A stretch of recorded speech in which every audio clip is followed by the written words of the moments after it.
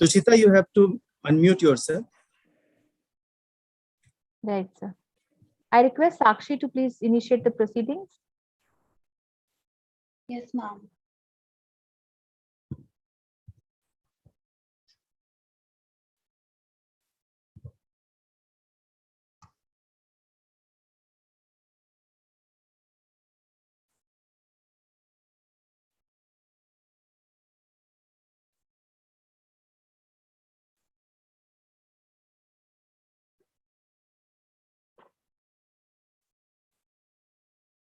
Good evening, everyone present here. On behalf of the institution, I, Sakshi, welcome you all to the panel discussion on arrest, investigation, and trial under NDPS Act 1985.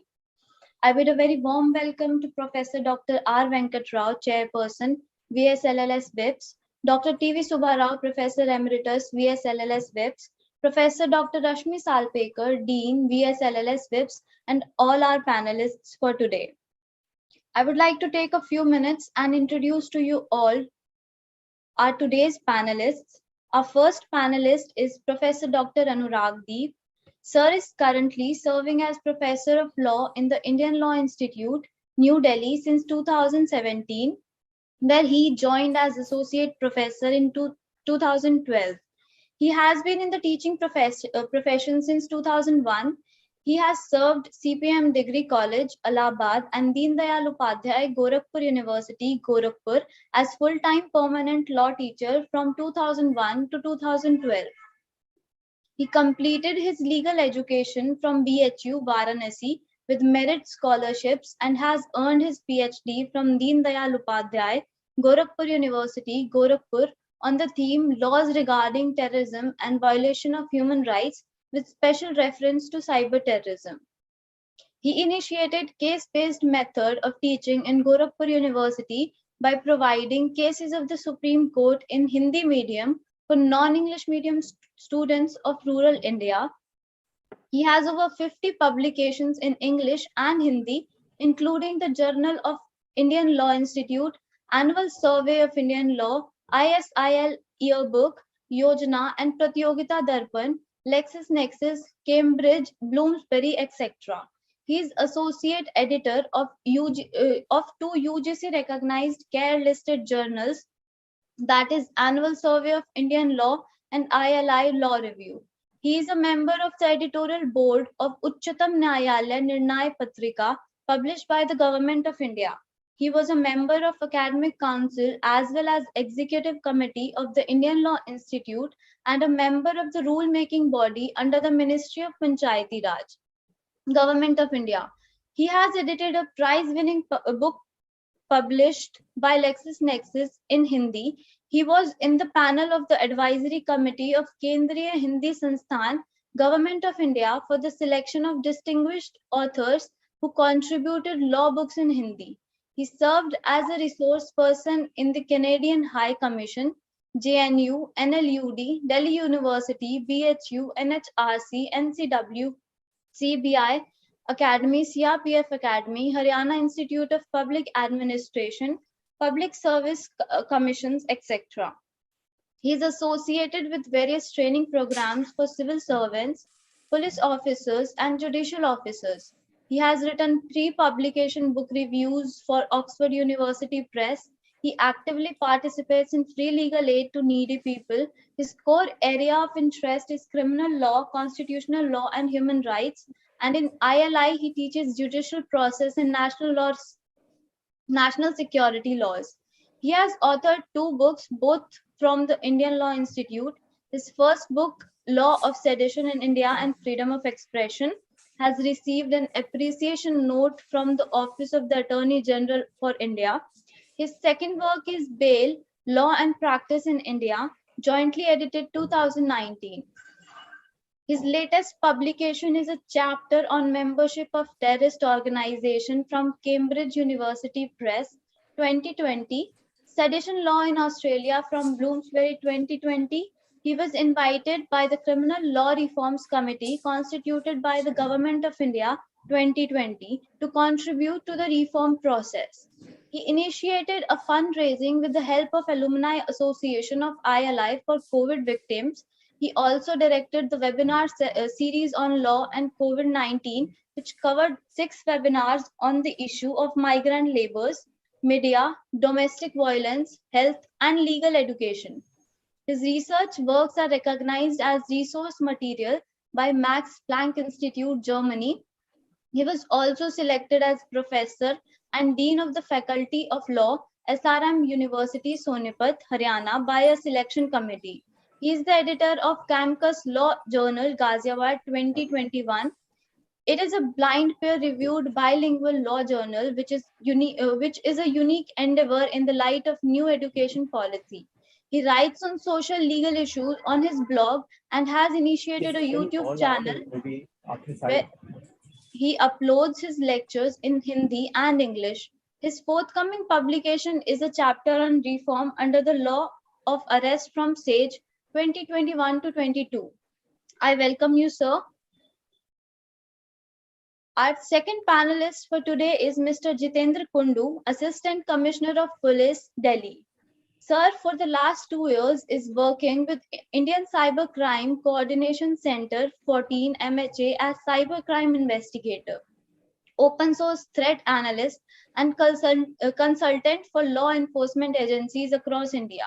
He has a post-graduation diploma in information security, in computer software application, computer forensics investigation, mobile forensics investigation, vulnerability assessment, cyber attacks and mitigation, software development, social engineering and networking, and cyber investigation, and currently is pursuing his LLB from CCU.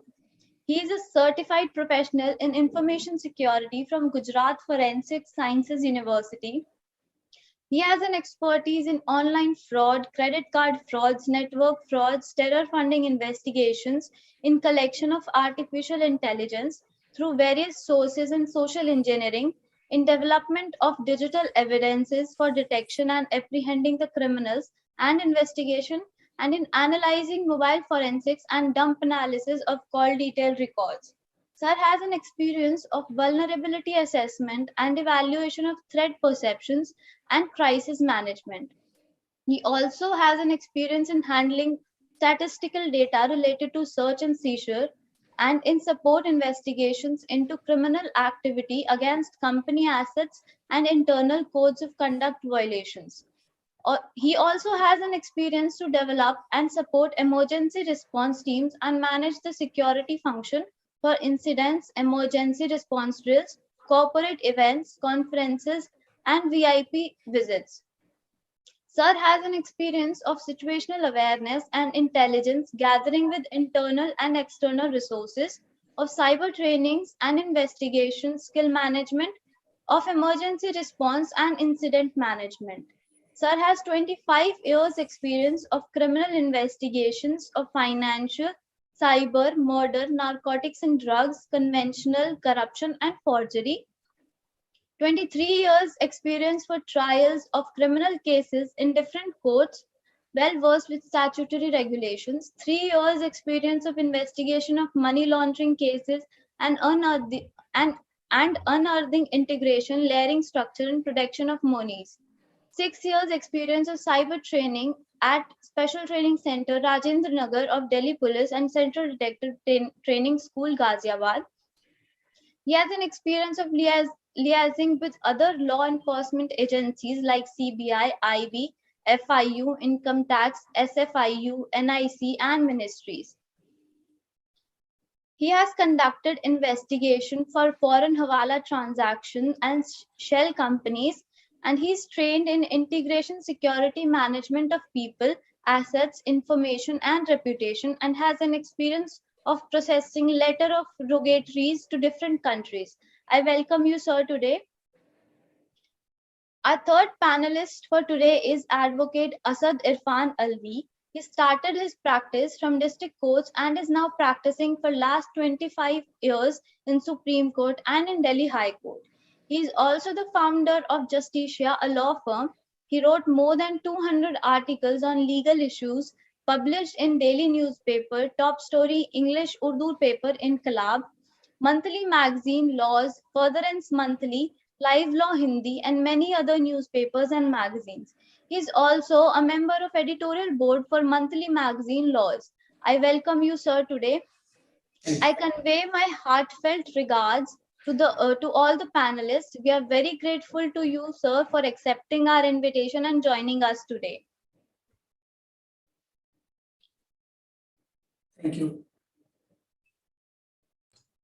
Thanks very much.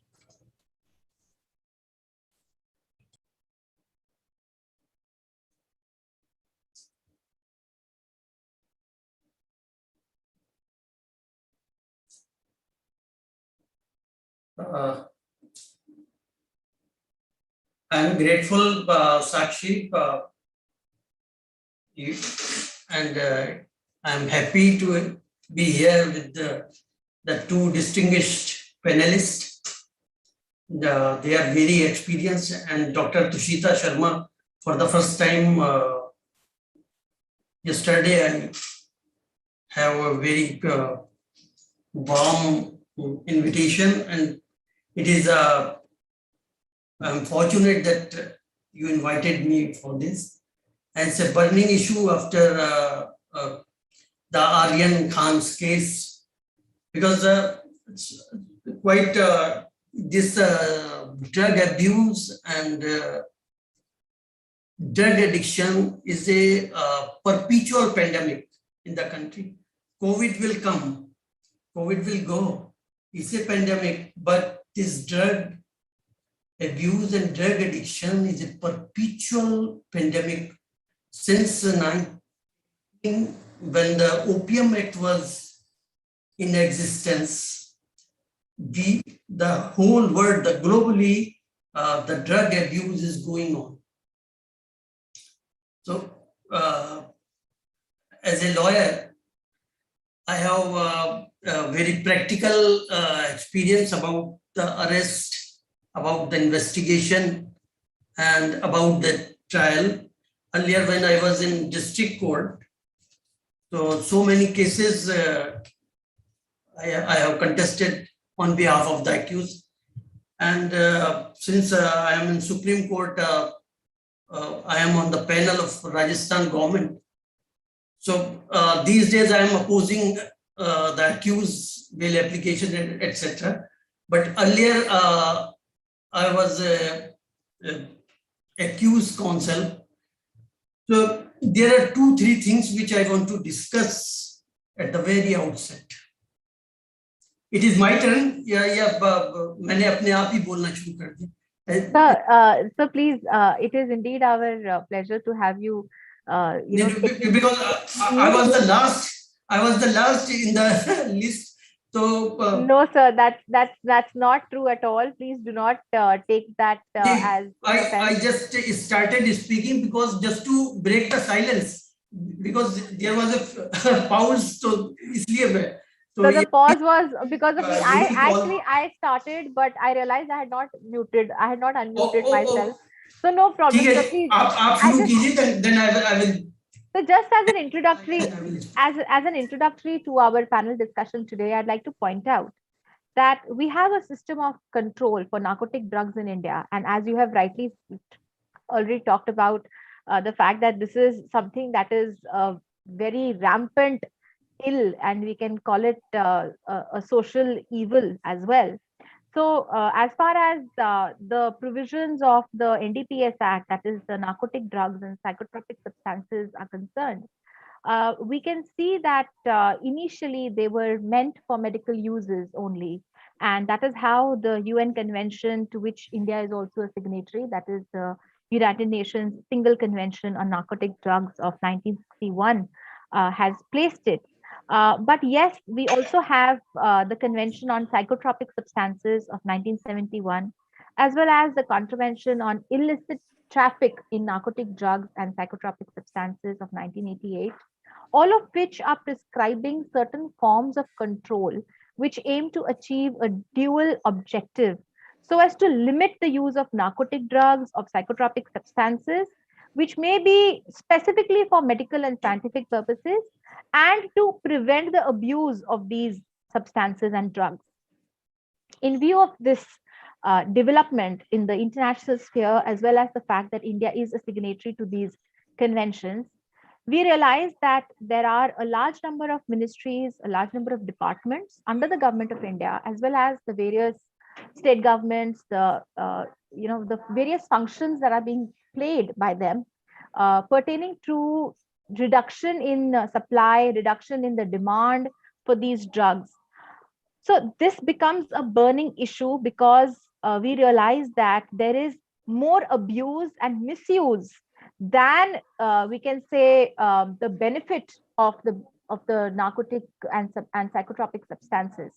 In this light, the discussion has been ensued, and it has been taken up so as to understand and unravel the way in which the NDPS Act itself works and how we can try and combat it from the legal fraternity's point of view as well. So now I open the discussion for the three panelists.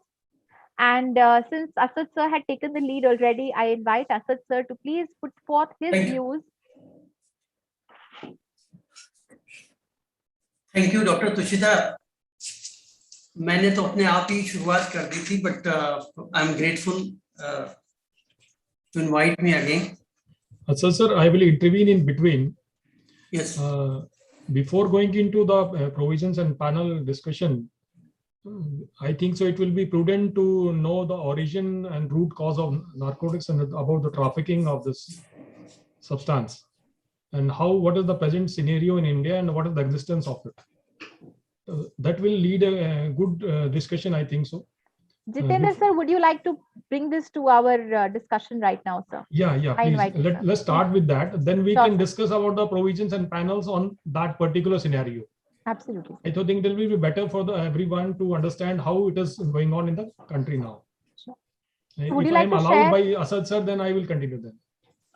Really, Jitenji, I am not an academician. I will talk only the practical aspect of the NDPS Act and how आप ACP हैं, how you arrest and accuse and how a bail argued before the court and what is the provision of the bail and how the NDPS designated court deny a bail and what is section 50 and what is section 37. There are a few things which I want to share with you.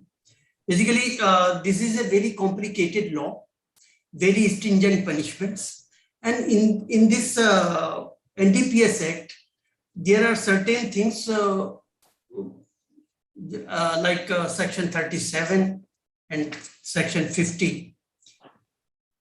Section 37, if an accused has been arrested under section 24 and under section 27, he is not entitled for bail until unless a prosecution has been given a chance, an opportunity to hear, and court feels that the accused is not guilty. It's a very stringent law.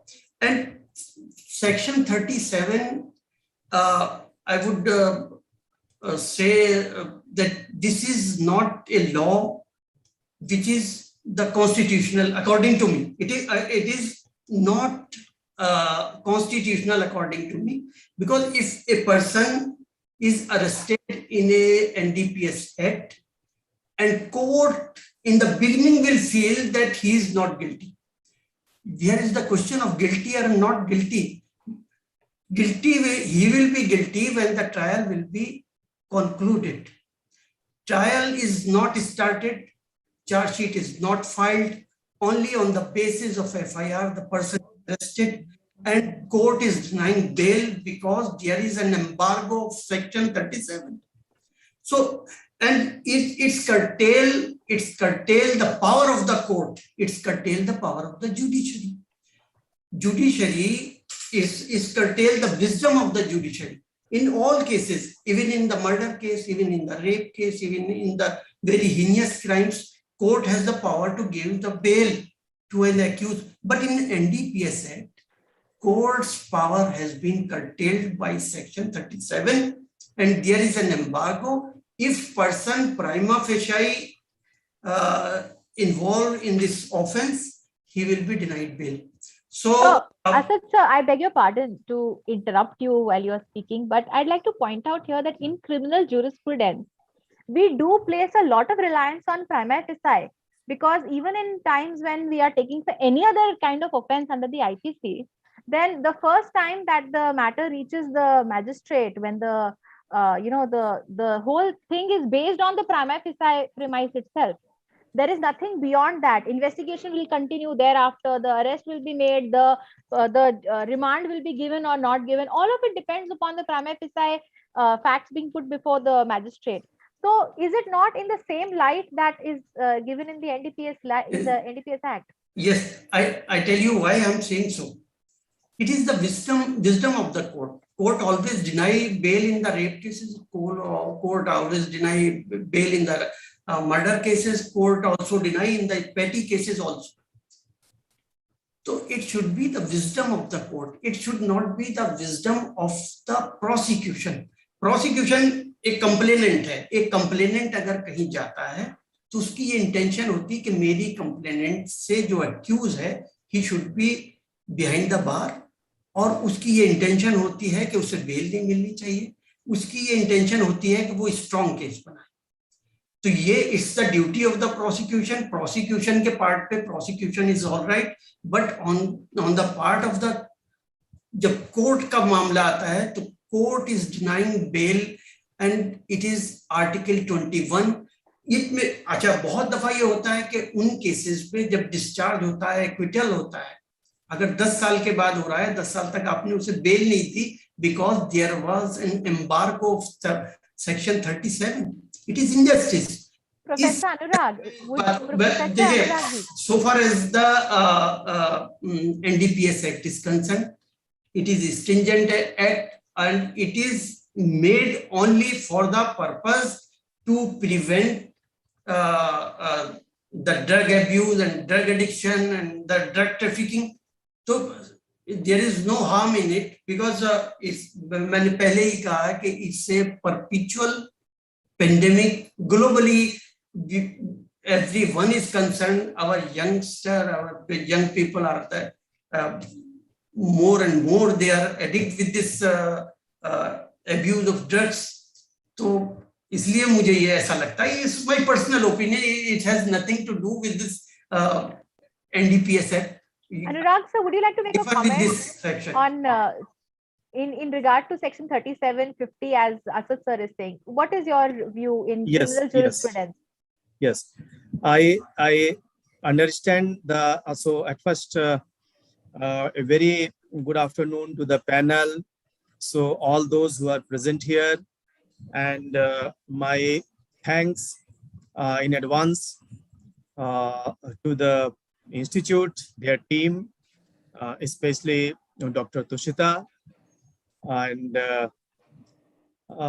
so I'm happy to see that we are discussing on NDPS Act, and I will directly come to what Sir Asad Alvi sir has just raised. But at first, I would like to say something about the topic. Last time, I remember I was discussing NDPS in one forum when we lost one cine star who committed suicide. And this time we are discussing NDPS. By chance, again, one cine star or one star child is in the news. I don't know it is deliberate or just a matter of chance. But let me tell you that these are the things, the NDPS type thing that it needs a consistent discussion. And therefore, I congratulate the whole team for coming up with this type of thing. Now, I had made a PPT for presentation. I will come to that, but let me address the concern of Asad Alvi sir. Number one, so far as constitutionality of section is concerned, this constitutionality of section 37 has been raised many times. Not only in this case, but reverse burden, reverse onus clause is not something new to NDPS. It is there in POTA, it is there in many other provisions. It has been declared constitutional by constitution bench. recently, I'm not just suggesting those cases which were of 1980s or 90s or 2000. Recently, in 2017 or 18, there was a case decided by the Supreme Court Division Bench. Justice Nariman was there, and that was a case of Nikesh Tarachand Shah. Nikesh Tarachand Shah has decided the constitutional validity of bail provisions of PMLA, and it has declared Section 45 of PMLA as unconstitutional. But what is more important is that Justice Nariman has referred NDPS Act, and he has referred Section 37. And while referring 37, he has referred that Section 37 is rightly drafted in comparison to PMLA. So therefore, PMLA has been declared unconstitutional. In other words, Nikesh Tarachand Shah in 2018 has again declared this provision as constitutional. So the constitutionality issue is not disputed. It is already decided many times, not only one time, but many times. Now, why there is some confusion regarding whether this type of provision is constitutional or not constitutional? This is very natural. Let me tell you why it is natural. We all are aware of the doctrine of presumption of innocence. And then we are aware that every proceeding in the court of law especially must start with doctrine of presumption of innocence. But at the same time, doctrine of presumption of innocence is not like a pious cow. It can be interfered to limited extent. It cannot be removed completely, but it can be diluted to some extent. And that's how it has been diluted. And therefore, there are human rights instruments under international law which recognizes, for example, ICCPR, for example, many other criminal law instruments. For example, you see ICC Statute of Rome Statute of ICC 2002. They recognize presumption of innocence as one of the human rights. But what is more important is that human rights should not be equated with fundamental right. Let me quote you another case, and the case is Noor Aga case. In Noor Aga case, the Supreme Court clearly said, and I had a PP to say, I will just quote from that, that human rights are different from fundamental rights. That we need to understand. Fundamental rights have a limited area. And what is that limited area? Part 3rd of the Constitution of India. If something comes under Part 3rd of the Constitution of India, that's fundamental right. Or by virtue of any interpretation by the Supreme Court or the High Court, that becomes fundamental right. And if the law is made that violates fundamental right, that can be declared unconstitutional. On the other hand, there are various human rights. They are available maybe in directive principles of the state policy. They are available in statutory provisions. They are available in international documents. If they violate any law, that cannot be declared as unconstitutional unless and until they declare any provision under Part 3rd of the Constitution as unconstitutional. So I will just check this idea that this is constitutional or unconstitutional, and the view is already decided by the Supreme Court. I understand the concern that there are chances of misuse, but then the socio-economic crime and the white-collar crime about which we are discussing is of such a menacing range, such a menacing character. True, that sir. Some compromise is required. So in fact, these are such laws wherein we apply the concept of deterrence as a theory for punishment. In fact, I'd like to mention here that one of our students in the chat has mentioned that can it not be inferred that the stringent provisions are formulated to promote deterrence towards the menace of drugs. And yes, I believe rightly so. This is indeed true. Jitendra sir, would you like to make a comment upon what is your opinion in this regard, please? And also, you were saying that you want to take us through the, the evolution of how really things began. So I think this is the right time to pick up that part. I have due regard for the both panelists, and going through the panel and provisions of narcotics and psychotropic substances, because before going into panel and this provisions of NDPS Act, we should understand what is the scenario going behind all this, and what is the present circumstances going in the country, whether it is fatal, whether it is normal, whether it is meniscus. But First, you have to compare the circumstances with the penal laws. And you have, due to the grievous and the grave results of that particular activity, we have to act in response in the courts also. And the courts also observe the gravity of the offenses and gravity of the circumstances. And we have observed in various judgments and various precedents of the courts, of Supreme Court, Honorable Supreme Court. That's why I was initially starting with my few points. That let us understand the scenario of the country first, how it is going. So would you like to share your screen? Yeah, I would like to share my screen. Yes, And sir. let me Shweta, could you please quickly make go sir through one of the slides so so that we you can are come you to are a know what co-host. is the You are a happening. co-host, sir. You can share the screen.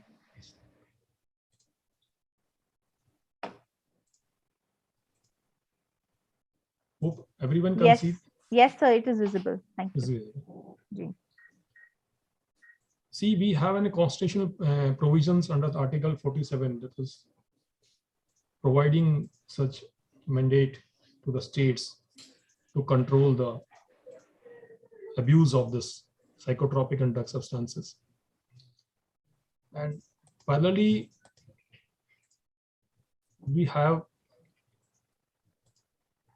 constituted some bodies to regulate in India. That is, NDPS Act was constituted in 1985, Customs Act in 1962. Similarly, Drugs and Cosmetics Act 1940, Prevention of Illicit Traffic in Narcotics, Drugs and Psychotropic Substances 1988. Penalties most stringent under NDPS Act. NDPS Act is the most stringent act to control this menace.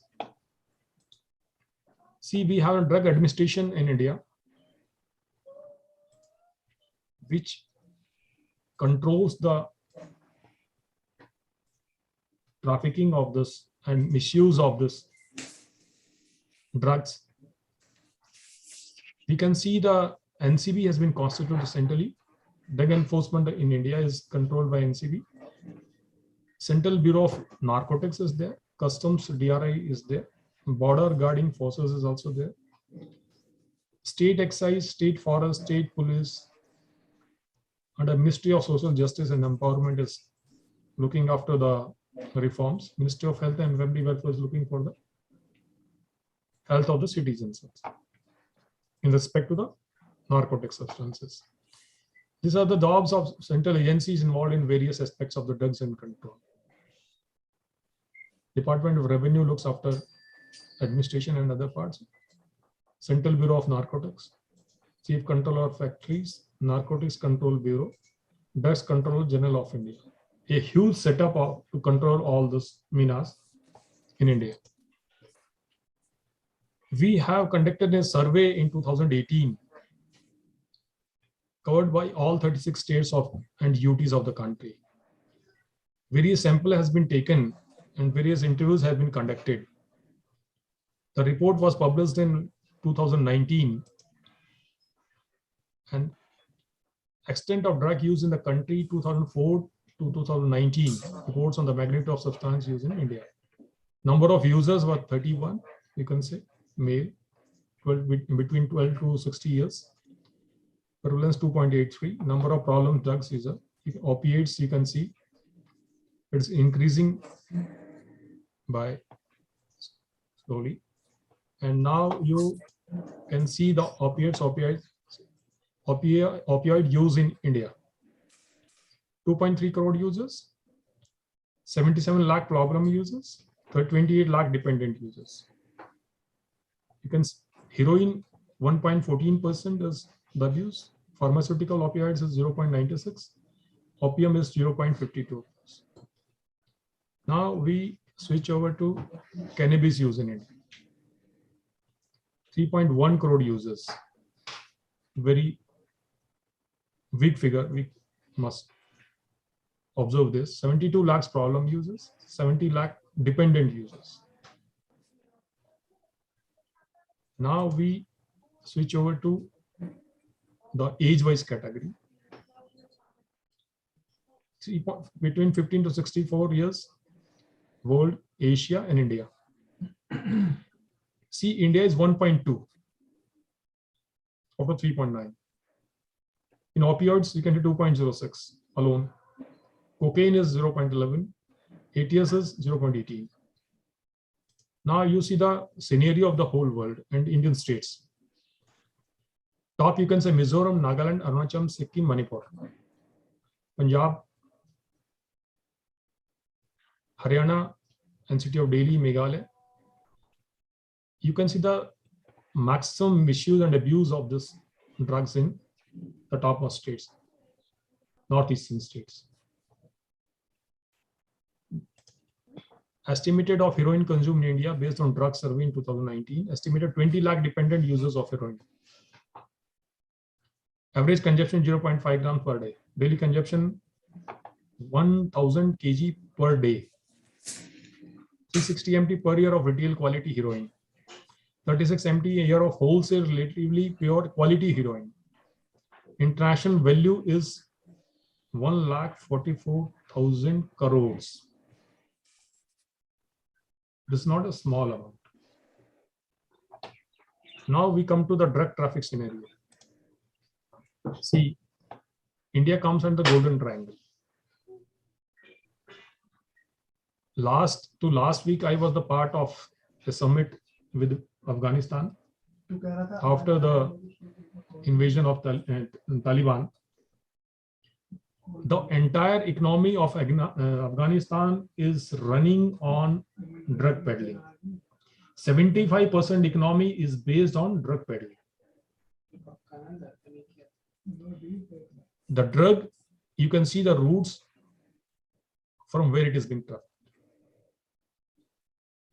India is the main route to take away the drugs in Asian parts. Now we come to Golden Crescent. You can see the increasing abuse now, area and hectare. Afghan poppy cultivation. The cultivation has reached to its end. We don't have the figures for 19, 20, 21. Maybe have increased more than this also. We have long, big networks across borders which are being involved in this kind of trades. Haji Salim, November 2002, 44 kg heroin was found in Sri Lanka. 2,400 kg heroin was found in Sri Lanka. Indirectly linked to July 2019, 155 kg heroin in Sri Lanka. See, the route is, you can see the route, Sri Lanka, Gujarat, and Pakistan. Now we come to he is the person who is behind the entire network. These are the possible links of narco terror. See, when we as a law enforcement agency and central agency deal with this kind of abuses, we don't take up only the part of narcotics. We comparatively study the abuse of arms, abuse of drugs, and the terror financing and terror activities. All these activities are being financed through drugs and arms. To deal with this kind of menaces, it is not an easy task. For that particular scenario, the NDPS Act was made so stringent, so that to control the menace of the trafficking, we are not behind the individual users. We are not dealing with the small suppliers or small trafficking agents in the sitting in the cities and controlling the small activities. We are behind this big kind of terror links and big kind of narcotics trafficking across the world. NDPS is basically meant for that, enacted for that purpose only. We are not against the stringent punishment. We are not against any unconstitutional validities. But we have to look this scenario first. how the drugs is being pumped into in India. We cannot deny these figures. We cannot deny this kind of trafficking. It is getting a big menace. Parallelly with narcotic substances, we are supplying, the countries are supplying arms to us. It is propagating the terror in India. It is propagating the next late movements in the country, which is destabilizing our economy of our country, both.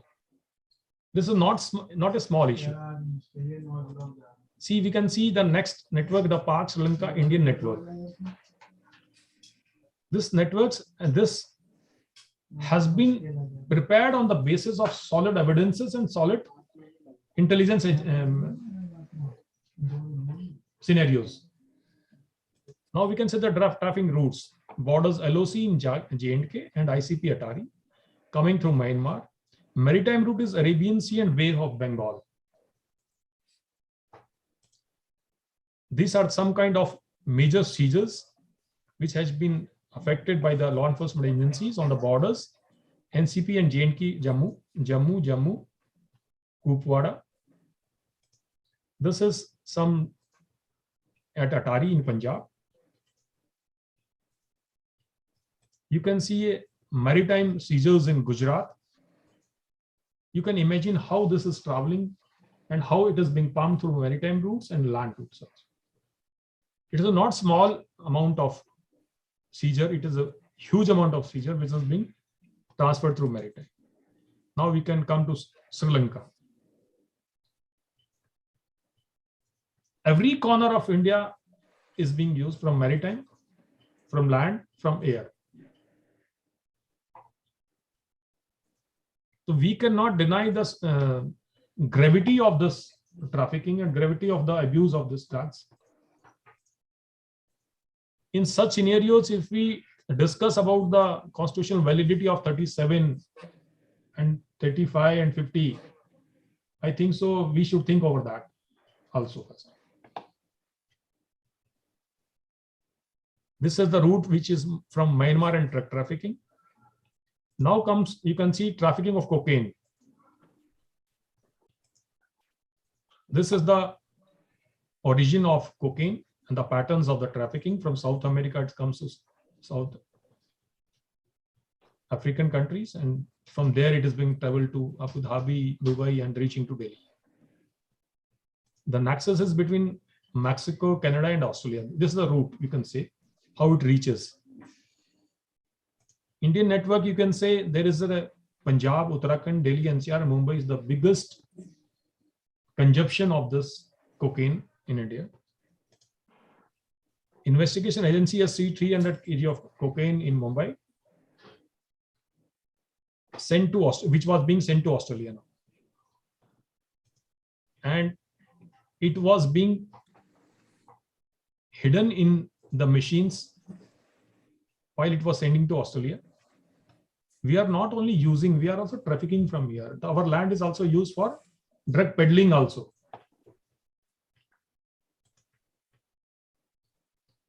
Important facts, Punjab. Punjab is the biggest menace in India. You can, if you anyone have visited Punjab, you can find every people in every house is affected from this menace. Now comes drugs from domestic sources. Illicit cultivation poppy in these states. Illicit poppy cultivation in India, but was licensed cultivation. Synthetic drugs. Indian pharmaceutical industries. Distribution and supply chain, manufacturer, distributor, retailers. India figures in World Drug Report as source of tramadol. See, we are also source of some kind of drugs.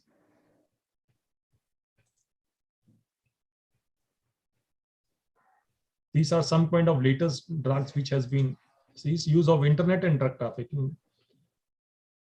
Due to exponential rise of this dark net, deep net, and surface net and webs, now it has become a bigger menace now. But we don't have any provisions under NDPS Act to deal with this kind of trafficking. being in the cybercrime investigation and cybercrime coordination centers, we are looking after this kind of activities also. You can find the darknet flooded with this kind of trafficking now. You will be surprised to visit when you see that 60% of the trade on darknet is narcotics. That is being controlled from the Middle East, Europe. And through various routes, it's reaching to India.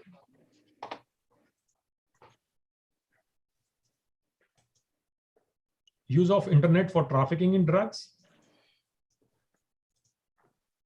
Requests from countries like, see, as per the investigation conducted by the intelligence agencies, the request for this kind of consumption has been received from the Iran, Afghanistan, UAE, Iraq, Pakistan, Myanmar. List of 181 requests for quantity in excess of 2027 MT. Regulatory provision for over internet. See, let's see on the regulatory provisions over internet websites. Under narcotics legislation, none at the material time. Amendment in precursor regulator dated 14 October 2019. Precursors regulations, IT Act. We don't have any stringent provisions in regard to the trafficking over internet now. Now we comes to darknet. 77% illicit drugs, drug-related chemicals, pharmaceuticals. It's not a small scenario. Technology needed for darknet is available. These are the sites. Empire Market is there, which is dealing into the drugs and psychotropic substances over darknet and internet. Being a law enforcement agency, we have some kind of proposals to amend the laws also. And I think so. We can see some kind of samples I've quoted here for the drugs.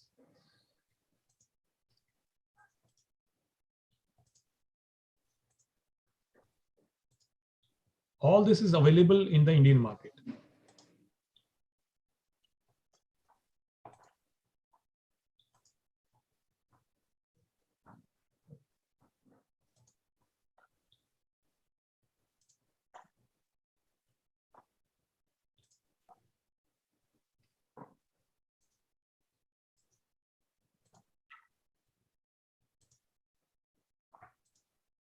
Now the synthetic drug has started, barbiturates.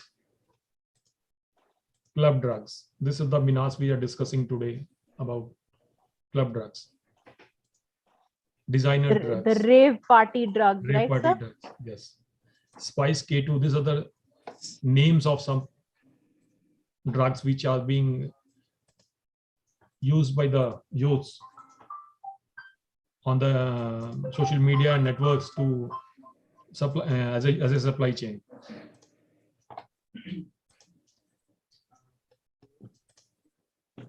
See, saliva divinum. You have not heard this kind of chemicals earlier, which are being used as a drugs now. This is khat.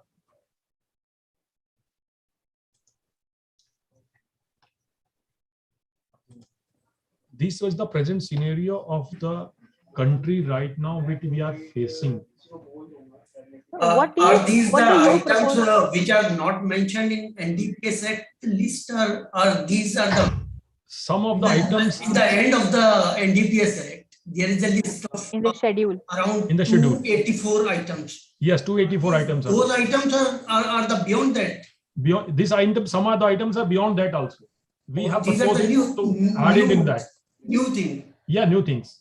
So, This sir, is what very do scary. you This is very actually- scary. Very. Your data are very scary because of That's there why is I was no- requesting before going into the panel provisions and constitutionality of the NDPS Act, we should understand the scenario of the country first and the seriousity and gravity of that offenses.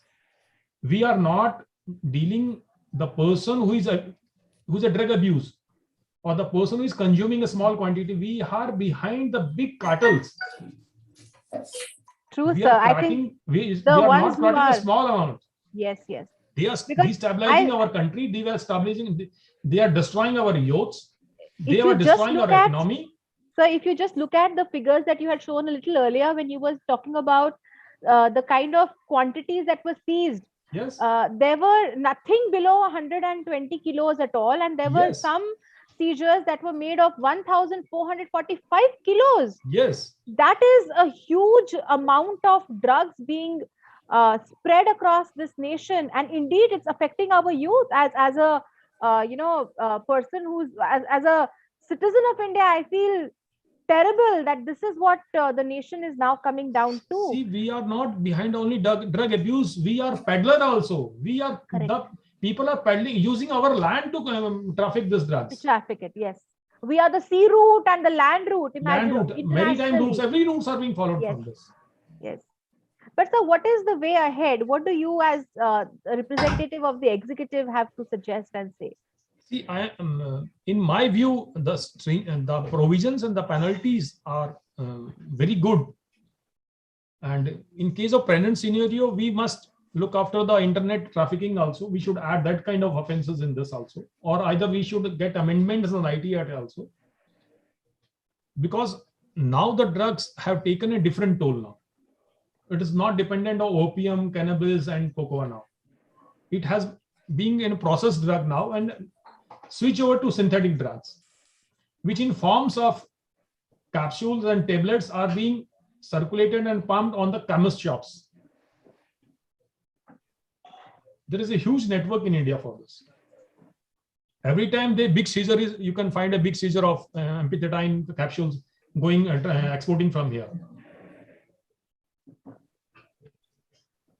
So we, before going into constantly and dealing the bail application of the accused, I request the consuls to let's see the gravity of that accused, how it is affecting the country. And there is no doubt that it is affecting them. But so far as my point is concerned, I am talking about the common man who is falsely implicated. He has not been convicted. If his bail has been dismissed 10 years, and after 10 years he has been acquitted by a court on the ground that there was no sufficient evidence. And because I am in this profession, I have seen so many cases. There are so many accused. At the end of the day, they are not convicted. They are only they were behind the bar because there was an embargo of Section 37. There is no doubt that there should be a stringent punishment who is involved in this. So this is my point. Basically, if we are arresting a person and we are the prosecution, we should be very careful. So far as the छोटे से जो sections हैं, Section 50 की बात है, जैसे Section 50 is कि if seizure होगा, search होगा, तो it will be in before a gazetted officer होना चाहिए. और उसमें जो सेक्शन 104 है सीआरपीसी का, कि उसमें आप दो लोगों को you will associate them in presence of their result, ये रेड होगी, रेड के अंदर जो कुछ भी होगा उसमें लोग होंगे. ये जब हम बेसिकली इसमें एक प्रोविजन ये भी है कि वेक्सिशियस जो इम्प्लीकेशन होता है, if someone has been arrested on the vexatious ground, so there is a punishment, but it's a very meager punishment. On the other person who has suffered because of the reason that he has been falsely implicated, it is not, there is no doubt if person is involved, he should be behind the bar. There should be a stringent punishment. He should be held, I must say, because he is the enemy of the country, he is the enemy of the youngster. He should be punished, जितना भी stringent punishment हो. मेरा point वही है, एक common man के लिए. देखिए ऐसा है, अगर prosecution 100% सही है, तो फिर तो कोर्ट की कोई जरूरत ही नहीं है। फिर तो आपने एक एफआईआर की और चार्जशीट हो गई एंड ही इज कन्विक्टेड। अगर ट्रायल का मतलब ही ये है कि ही शुड बी ट्राइड, उससे एक अपॉर्चुनिटी ऑफ हियरिंग मिलेगी, उससे एक अपॉर्चुनिटी ऑफ डिफेंस मिलेगा, और उसको अगर उसका कन्विक्शन होता है तो it will be A justified conviction. Section 37 को why I am saying so, इसमें सिर्फ एक सेक्शन 37 की बात नहीं है बल्कि और भी कई सारे, जैसे अभी अनुराग दीप जी भी कि पीएलपीए की जो जस्टिस नरीमान का एक जजमेंट, ये these sections are curtailing the wisdom of the court. I am talking about the wisdom of the court. आप prosecution के point of view you are 100% right. It is your duty. You are duty bound. You are doing a noble job कि आप एक drug peddler को पकड़ रहे हैं। आप इस सारे ये जो आपने डेटा दिखाया, there is no dispute. ये बहुत ही स्कैरी है। इससे तो ऐसा लगता है कि भाई हम कितने खतरनाक इरा के अंदर जी रहे हैं कि जहां पे इतना खतरनाक कारोबार हो रहा है। बेसिक बात यही है, एक बहुत ही वैसा इस वक्त कहना चाहिए बहुत सीरियस डिबेट हो गई है। मैं इसे थोड़ा लाइट करने के लिए माहौल को एक उर्दू का शेर पढ़ना चाहता हूँ। उर्दू का शेर है एक कि सच घटे या बढ़े तो सच ना रहे, झूठ की कोई इंतहा ही नहीं। प्रोसिक्यूशन 100% सच है, देयर इज नो डाउट। अगर प्रोसिक्यूशन ने मान लीजिए वो एक कंप्लेनेंट है, उसने किसी को, ऐसा नहीं है कि मिसयूज ऑफ एनडीपीएस एक्ट नहीं हुआ है। पंजाब में कई मामले आए हैं जो सुप्रीम कोर्ट तक आए कि मिसयूज ऑफ एनडीपीएस एक्ट भी हुआ है, उसमें रिवेंजफुल एक्शन भी हुए हैं। तो सच घटे या बढ़े तो सच ना रहे। If you will add something in truth it's a false, if you will reduce something from the truth, अगर कोई चीज छुपा ली गई है देन इट्स फॉल्स। तो प्रोसिक्यूशन को का जो विजिलेंट होना, प्रोसिक्यूशन को एक एक सेक्शन को अबाइड बाय प्रोसीजर होना बहुत जरूरी है, क्योंकि कोर्ट के जो विजडम है वो लिमिटेड है। और जैसे सेक्शन 37 जैसी जब चीजें आती हैं तो उसकी विजडम और उसको कर्टेल कर दिया जाए। तो मेरा पॉइंट सिर्फ यही है, इसके अनकॉन्स्टिट्यूशनल होने की जो मैं बात कर रहा हूँ, हमारी तो स्टेट पॉलिसी में जो आपने सेक्शन 47 बताया, सेक्शन 47 पे मैंने अभी एक आर्टिकल लिखा था लॉ ऑफ प्रोहिबिशन पे, उसकी पहली लाइन ही ये थी कि directive principle of state policy के अंदर 47 में it is the duty of the state कि इसे कैसे, ये जो अल्कोहल को, मैं तो अल्कोहल के बारे में भी है, इंटॉक्सिकेटेड जो ड्रिंक्स है उनके बारे में है, ड्रग्स के बारे में। उसके बाद गांधी जी का जो टेम्परेंस मूवमेंट था, गांधी जी का टेम्परेंस मूवमेंट था कि हमारे देश के अंदर अल्कोहल बंद होनी चाहिए। लेकिन और इस हद तक था कि मोरारजी देसाई गुजरात के चीफ मिनिस्टर थे और गुजरात के अंदर टोटल प्रोहिबिशन था। एक फिल्म आई और उस फिल्म के अंदर एक गाना था कि एक घूंट मैंने पी और सैर दुनिया की मैं करके आ गया। तो मोरारजी देसाई ने कहा कि नहीं, एक घूंट मैंने पी नहीं होगा, इस गाने को यू हैव टू चेंज। तो उसमें उन्होंने कहा कि एक घूंट चाय पी और सैर दुनिया की मैं करके आ गया। तो हमारे देश के अंदर इसके बारे में इतना सेंसिटिव है, अल्कोहल के बारे में, इंटॉक्सिकेटिंग ड्रिंक्स के बारे में, ड्रग्स के बारे में, इसीलिए एनडीपीएस को तमाम एक ये कंसोलिडेटेड लॉ बना, एक बहुत ही कॉम्प्रिहेंसिव लॉ है। जो पुराने लॉ थे, ड्रग डेंजरस एक्ट था और ओपियम एक्ट था, और ओपियम का मैं 85 से पहले की बात बता रहा हूँ जब एनडीपीएस एक्ट नहीं था। अगर आप लोगों पता नहीं सिंह साहब के ये जहन में हो या ना हो, और आप जो मैं ये किस्सा सुना रहा हूँ उससे मेरी एज को भी आप जज ना करें, लेकिन वो ये किस्सा है। तो उसमें ये था कि जो ये पंसारी की दुकान होती थी जहां दवाइयां बिकती थी ये आयुर्वेदिक की, और वहां पे दुकानों के आगे पॉपी हस्क रखा हुआ होता था, जिसे हमारी तरफ खशखाश के डोडे कहते थे। खशखाश ये पॉपी उसी से निकलती है या ओपियम उसी से बनती है। और वो तराजू लेके तोल के और वो 2 रुपए 10 रुपए की जो ये ड्रग एडिक्ट होते थे वो लेके जाते थे। और उस वक्त इस देश के अंदर जब ये ओपियम एक्ट मौजूद था 1887 से, तब से भी ड्रग एक्ट होने के बावजूद ओपियम का जो पॉपी हस था ये बाहर रखा हुआ होता था। लेकिन जब से एनडीपीएस एक्ट आया, पॉपी हस के भी कई केसेस आए। एक सुप्रीम कोर्ट में मेरे पास केस आया कि एक ट्रक के अंदर पॉपी हस्क लेके वो पंजाब पहुंचा लड़का, वहां पे उसे पकड़ा गया।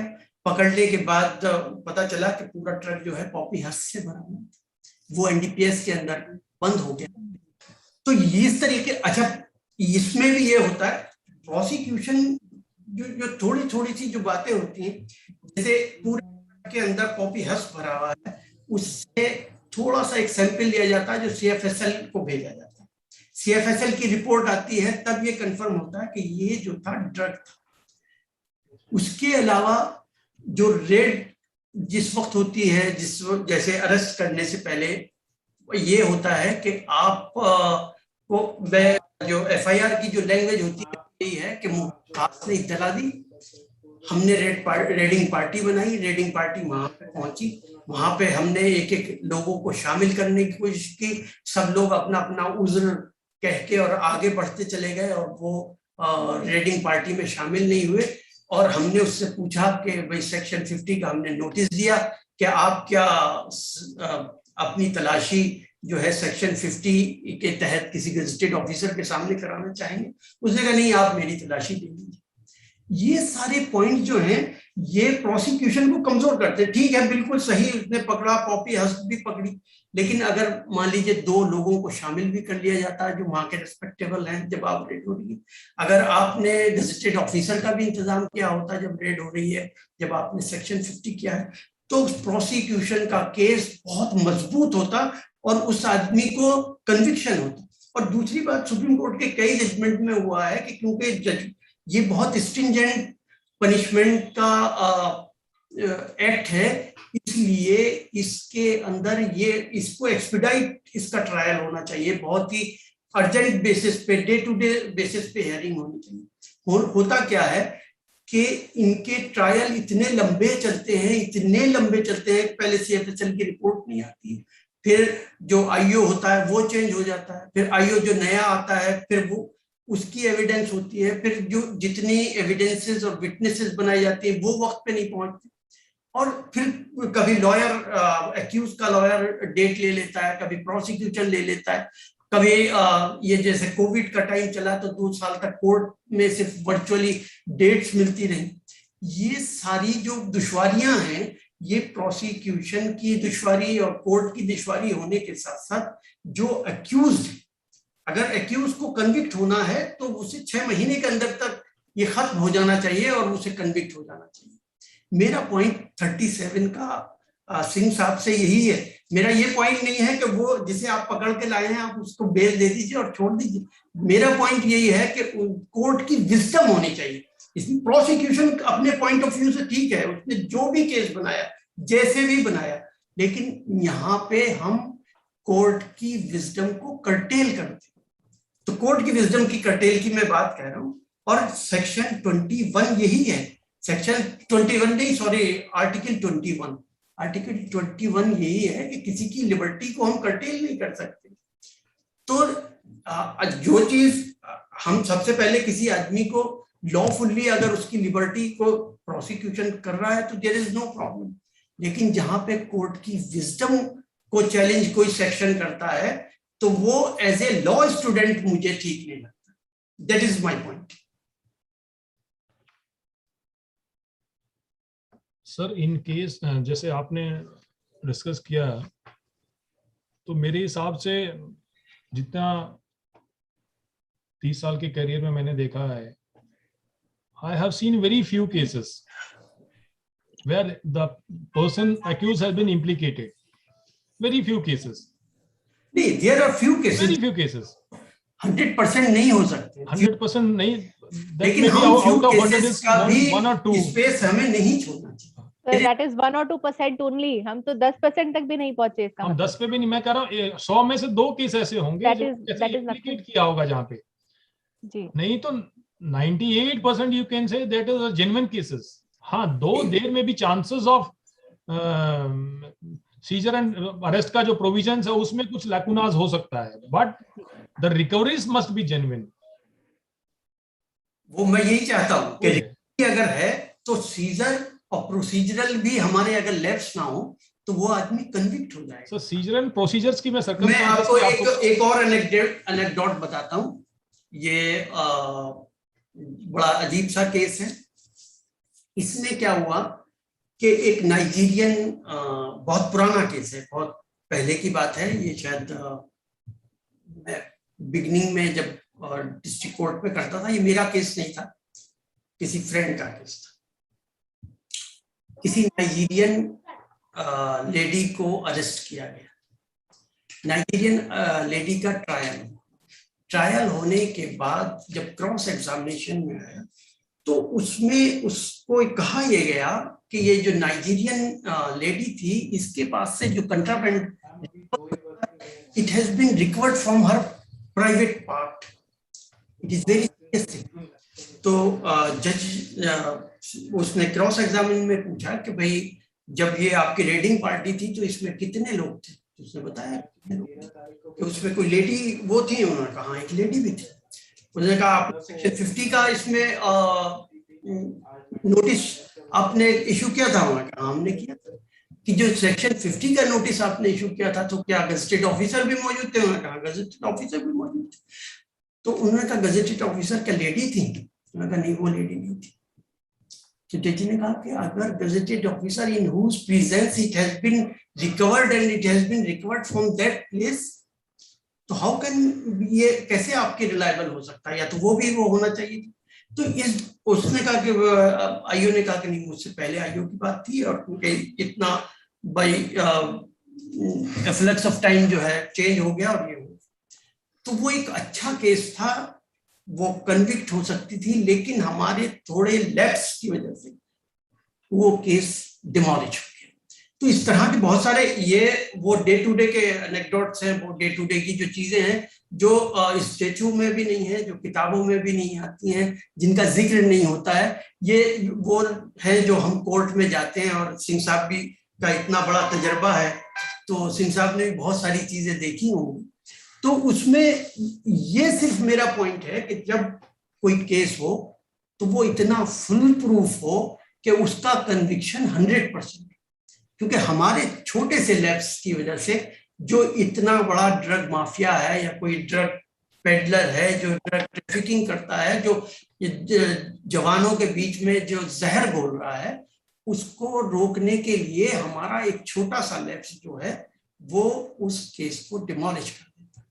This is my point. What is your opinion, sir, on awareness in terms of the IOs and other personnel in the executive? So there are some on-ground difficulties while search and seizures during raiding parties. एक छोटा सा incident बताता हूँ. मैं विप्स के corner पे ही खड़ा था. I was posted in secretariat in Rohini that time in crime branch, and we see some drugs in a vehicle. बिल्कुल आपके गेट के साथ वो व्हीकल खड़ा था. And we asked some of your staff to join the investigation.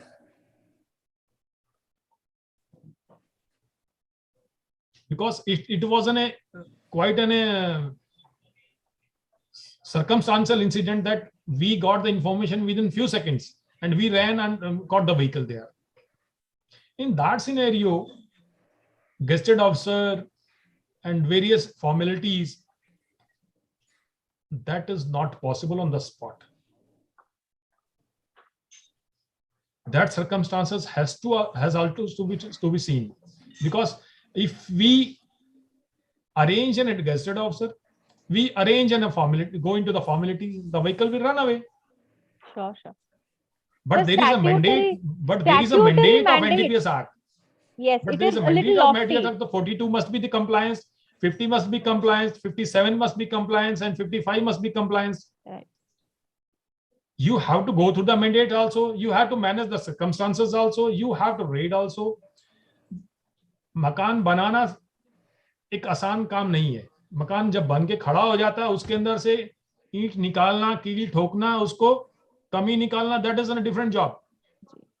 That is very much easy. But when you build up a case and build up a circumstances, build up the very things, it is not so easy. And other part from the awareness in respect to the trainings of the police officers, we can understand better that we are in Delhi, we can talk about this. But when you travel beyond 200 kilometers from Delhi, could you imagine what the awareness could be there on the spot? The people are So still not aware of the NDPS Very Act true. provisions now, the Very true, technicality sir. of the provisions. True. If any technicality of NDPS Act is flawed, the accused is gone to the acquittal. So one of our students has raised a question based on the slides that you had shown. This is posed to Jitendra Singh, sir.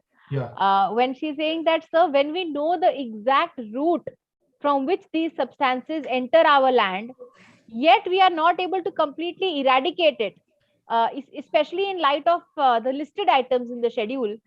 So what can the government agencies do? And I think this point that you have put across of awareness is also very much part of the answer to this question. I can show you some screens there. Please, See, sir. this is the form.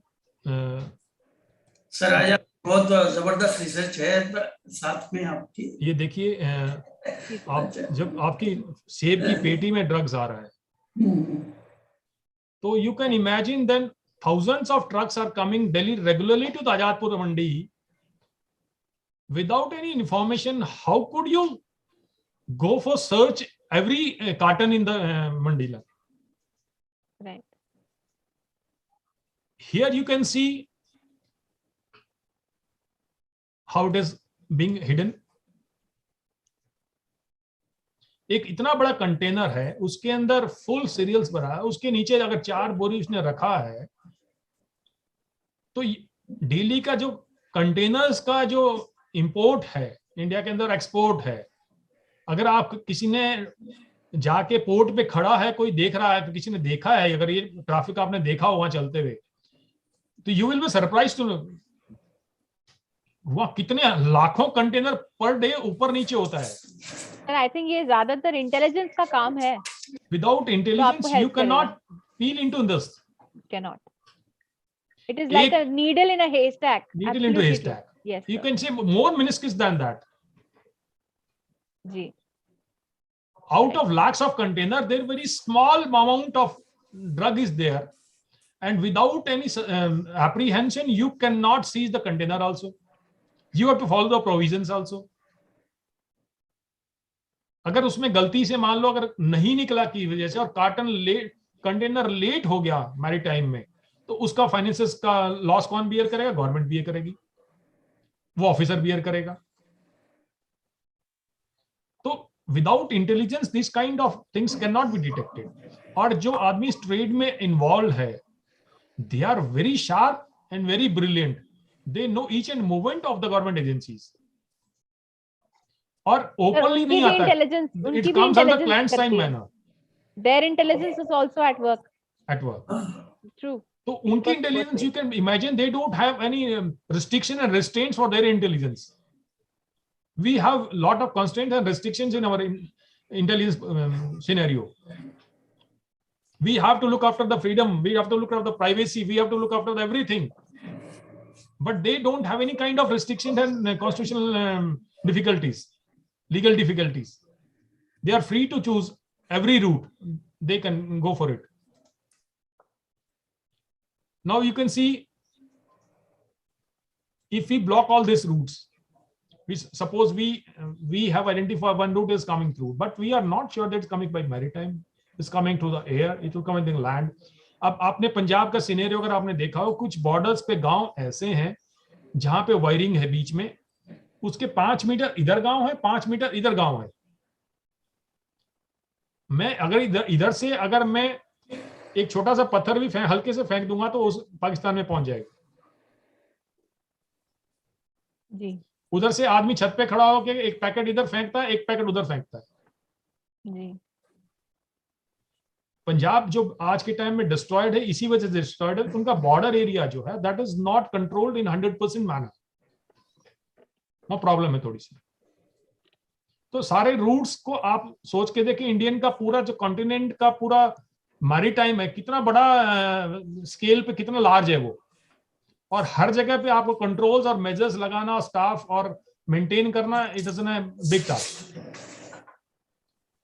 बिना intelligence के आप उस काम को नहीं कर सकते हैं। तो उसके लिए मैन पावर की जरूरत होती है, आपको इंटेलिजेंस की, आर्टिफिशियल इंटेलिजेंस की जरूरत होती है, बहुत सारे रिसोर्सेज की जरूरत होती है, जो एडुकेट अभी नहीं कह सकते, हम पूरे नहीं है, लेकिन फिर भी we are trying our best to do that. और इन केस ऑफ ट्रेनिंग है, हमारे 6-7 centres we have constituted, 6-7 different regional centers which regularly train the police officers. एक कोलकाता में है हमारा, एक गुवाहाटी में है, one is in Hyderabad, one is in Bhopal, one is in Chandigarh, one is in Ghaziabad, one is in Jammu, one is in Gujarat. State police का अलग अपना सेटअप्स है जो ट्रेनिंग करते हैं। तो still we are on route to that. जैसे असद अली सर बात कर रहे थे कि वेरियस फ्लॉज, बहुत सारी चीजें, सर्कमस्टांसेस ऐसे होते हैं जहां पे सिनेरियो में आप वो फ्लॉज को कवर नहीं कर पाते हैं, और टाइम बाउंड होता है बहुत, क्योंकि within 24 hour you to produce the accused to the court. और उस 24 में और में एक रिमोट में किसी आदमी ने अगर सपोज करो सीजर कर लिया है, और पुलिस स्टेशन में रिमोट में जाएंगे 200-200 किलोमीटर, तो पुलिस स्टेशन है उनके वहां पे, तो उसके लिए लाना, एक्यूज को शिफ्ट करना, प्रॉपर्टी को शिफ्ट करना, उसकी चेन ऑफ कस्टडी मेंटेन करना, उसके सैंपल्स विड्रॉ करना ह्यूज क्वांटिटीज के, और उनको फिर लैब्स में भेजना। तो एक आदमी की इन्वॉल्वमेंट कितने उसमें आ जाती है। और आपको एनडीपीएस के अंदर हर टेक्निकल प्रोविजंस को फॉलो करना पड़ेगा आपको। अगर एक भी टेक्निकल प्रोविजंस में आपने लैकुना छोड़ दिया तो एक्विटल हो जाएगा आपका। तो ऐसा नहीं कि एक्ट के अंदर प्रोविजंस नहीं है, राइट्स का पूरा ध्यान रखा गया है बकायदा। और अगर किसी केस में फ्लॉज, अगर मान लो किसी इंप्लीकेशन का नोटिस किया जाता है कि भाई अगर गलती से किसी ने इंप्लीकेट कर दिया है, तो उसको सजा भी मिलती है। कुछ केसेस में स्टेट ने विड्रॉ भी किए केसेस, अगर उसको मालूम पड़ गया कि ये इंप्लीकेटेड है अक्यूज, तो विड्रॉ करके उसको कंपनसेशन भी मिला है उस केसेस में। But you cannot say that every case या 50%, 60% margin नहीं है। There is only hardly out of 100, 1 or 2 cases. You can say that वो भी बहुत rare मिलेगा आपको। Anurag sir, would you like to make a comment on the conundrum that the law and the executive are facing? Thank you. So it was a brilliant presentation, Jitendra ji. And I must bow before you your presentation, which has indicated and made us understand the gravity of the situation. Probably what we know, what we tell the gravity is that we know only tips of the iceberg. So we are theoretical people, lawyers go to the court, and therefore they are little more practical to us. And you are the person who work in the real field. So therefore, I think it is good that majority of the time you should take, because you can make us understand what are the problems, and then the academicians can tell you how the laws should be changed. Now we understand that your work is very critical. You are having lack of resources also, that is understandable. We also become impatient. For example, suppose we suddenly get at around 5 p.m. when there is a rush, that in Chandni Chowk or maybe in Connaught Place there is something going on, and we have to stop traffic and we have to check everyone. Despite best of the intelligence available, probably none of the officer will try to do it, because we will become immediately impatient and not cooperate. Besides that, you have rightly mentioned the issue of privacy, issue of equality, issue of compensation, that is understandable. So the message to the intellectual is that we should not be oversensitive to these issues when the idea of privacy and dignity and maybe misuse comes. Unless we are very sure about the point of misuse, only then we should start taking strong stand against the government functionaries. I have often seen that there has become a fashionable trend to declare every such type of state action as unconstitutional, telling that it is all made by the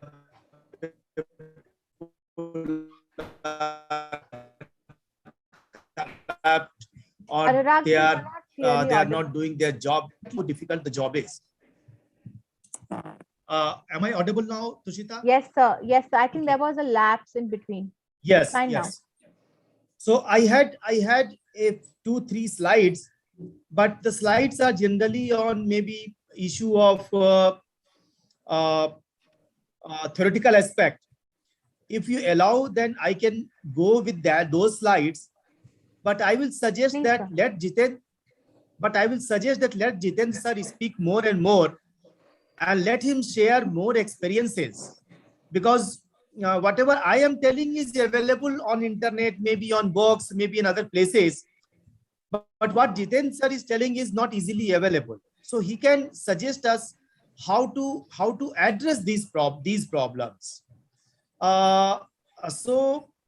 Means I am okay with both the approaches. Please. And yes, let me share a small PPT, and I will quickly try to do. Is the PPT available? Yes, sir. It is quite visible. Please, sir. Okay. So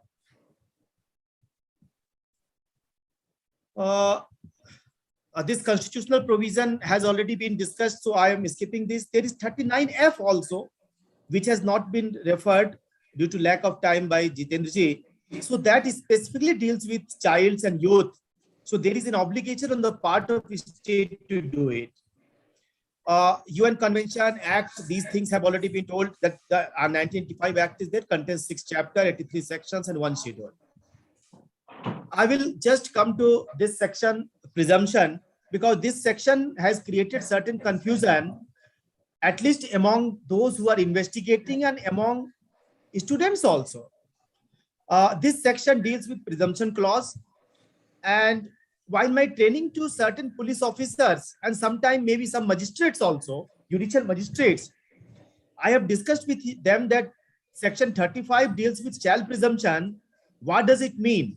Whether prosecution is still required to prove its case beyond a reasonable doubt or not. And many times the answer is no, prosecution is not required to prove the case beyond reasonable doubt. Now, fact is that the prosecution as well as investigating officer should also understand that this presumption does not suggest that prosecution is not required to prove its case. They are foundational elements. What are foundational elements? Elements which are required to make a crime as crime. Elements which are required to make a conduct as crime.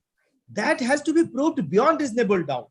Once those foundational elements are proved beyond reasonable doubt, only then shall presumption comes in picture.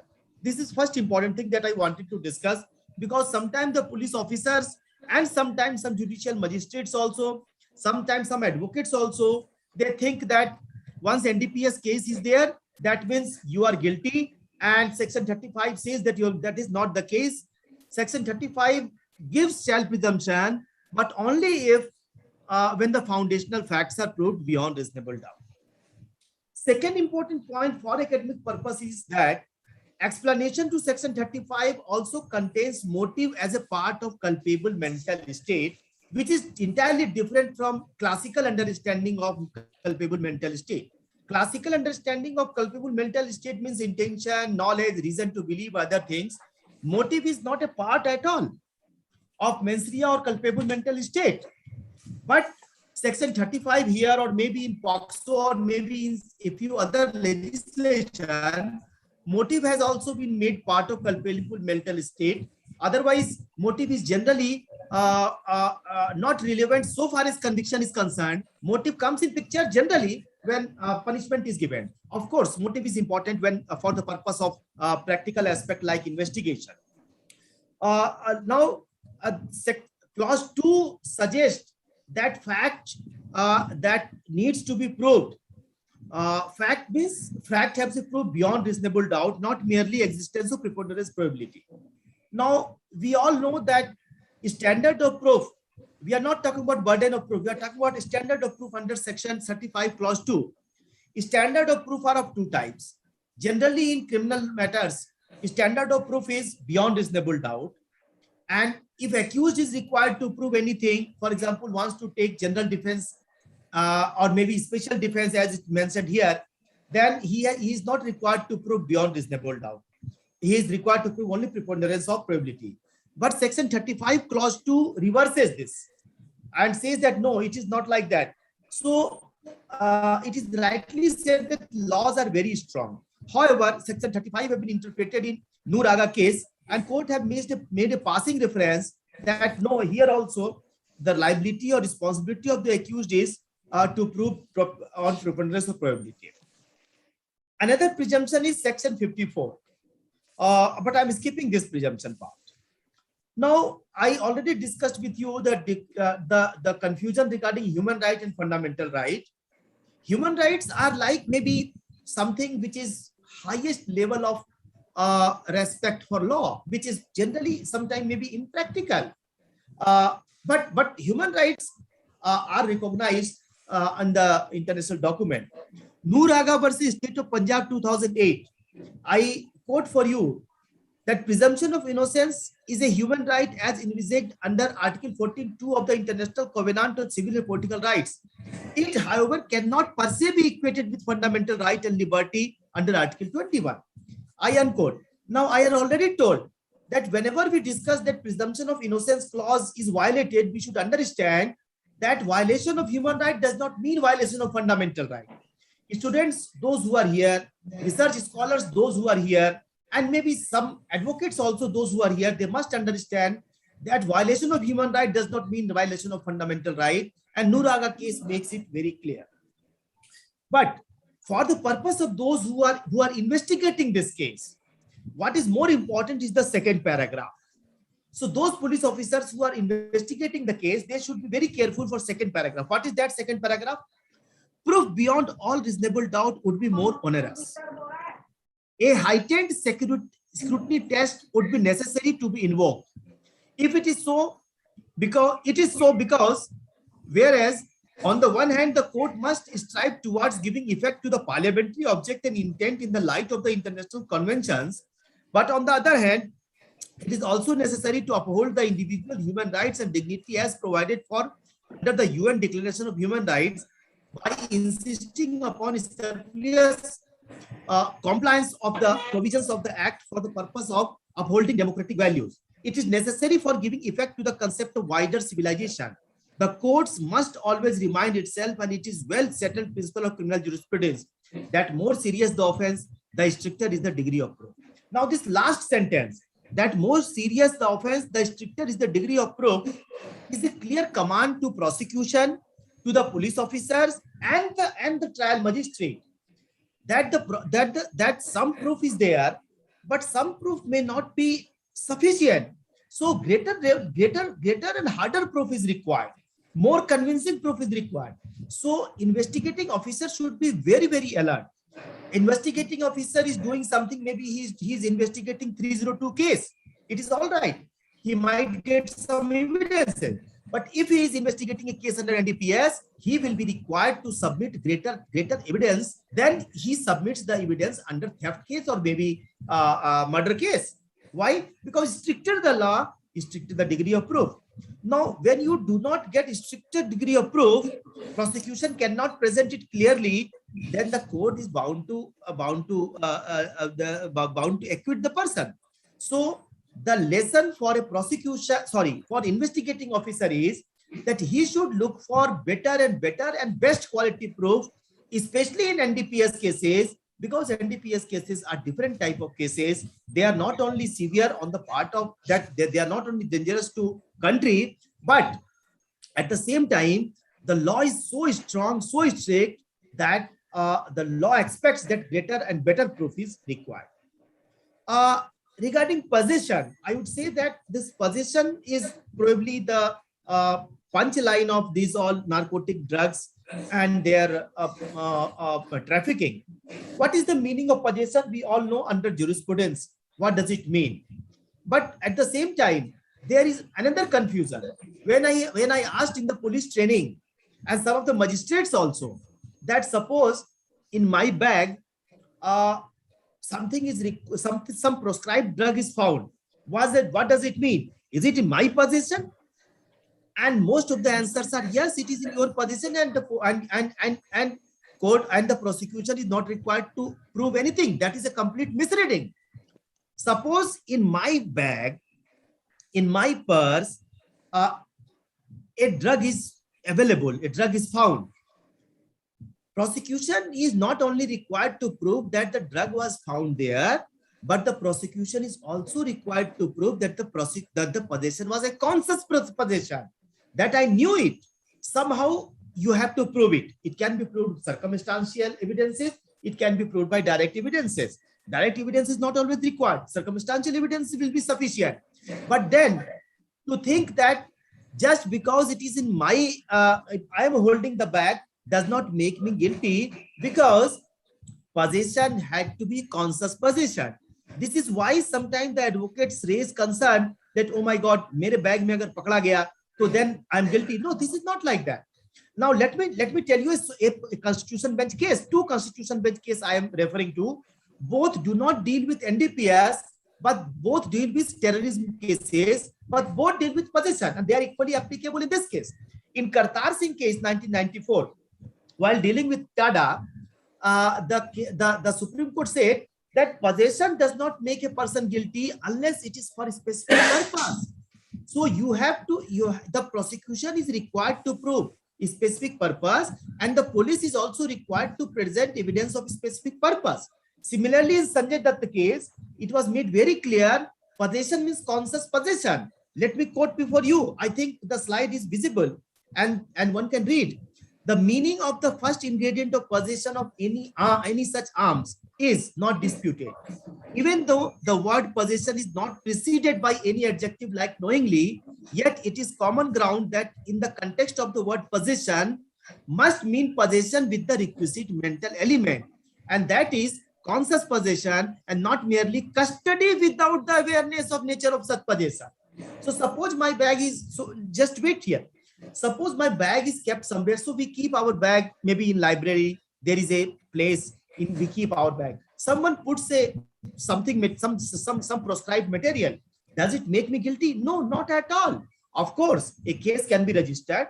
I may be arrested, and then I have to seek bail, maybe denied initially, but that does not make me guilty. Why? Because the police has to establish that I was aware of what is there in my bag. And therefore, this element has to be proved beyond reasonable doubt by the prosecution. Now, because the police officers have sometimes investigating officers, they think that once we have got the custody of a material, then our job is done. We have to prove only custody and not a conscious custody, the conscious possession, and that is why sometimes this leads to acquittal. So the police officers and investigating officers must understand that besides possession, we have to prove conscious possession. It is very difficult to prove conscious possession, but it has to be proved, and it may be proved by circumstantial evidences. In the time of CCTV, in the time of maybe technology, it has become little easier to prove whether the possession was a conscious possession or not a conscious possession. So this law is strictly applicable to possession. This NDPS also. Now, last point that I wish to discuss is Mohanlal case. That is again addressing some of the issues of investigation. What is the correct time for sampling of seized drugs under NDPS Act 1985?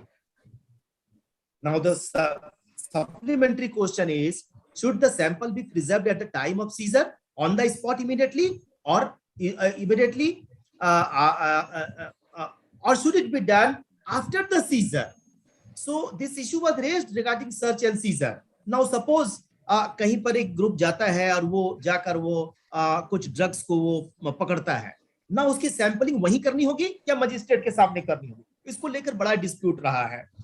Ultimately, in Mohanlal case 2016, the court has made it very clear that it should be before the magistrate, not at the place where the seizure is done. So there are various other issues, because time is going on, I'm skipping this part. Those who are interested in dealing with investigation issue, they can read Mohanlal case. Mohanlal is probably one of the very important case. Mohanlal of 2016, not of 2018, 2016 case of Mohanlal. Last important case was decided in Pawan Kumar versus 2020. That I think is very important.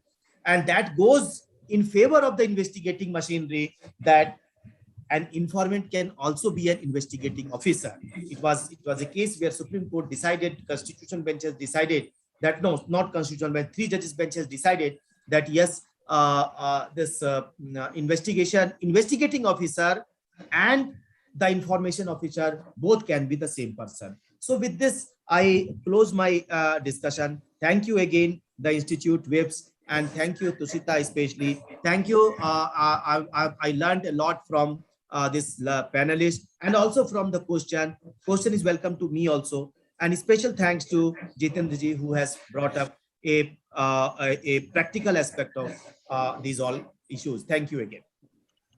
Jitendra sir, would you like to make a comment on the way the prosecution aspects have been dealt with, sir, by Professor Anurag Deep, in light of what needs to be seen in terms of possession, and also in terms of beyond reasonable doubt, how you will prove? Would you like to point out this, anything? Professor Anurag, being a student of LLB, I can very well imagine what is the difference between an advocate and a police officer. It is the 3rd semester now, and though I have been dealing in cases from last 30 years, then now I have a student of law now. I can judge what the knowledge a police officer have and what a knowledge an advocate have. There is a vast difference between the knowledge of a police officer and knowledge of an advocate. The things which Anurag sir has quoted may not have been taught to the police officers, but where the drug cartels and huge amounts of quantity is being dealt, every kind of technicality has to be followed, as per my vision, because the central agencies always take and every precautions and every kind of legal statutes in observance to deal this kind of cases. But where the seizures are made by the police officers at the very low level and remote level, there may be lacunas left because they are not aware of the technicalities. That is possibility. That is, I don't have any doubt. Where DRI comes, where customs comes, where NCB comes, where the special units of narcotics come, they deal the cases very stringently and very handle it very in good manner. And they have a good prosecution appointed there also, who used to scrutinize each and every evidences at the level of investigation also. Though these cases are very good, and I have noted them, and hopefully I will send this to the training agencies. I am also looking at the training part of in the cybers also, but I want to share my screen.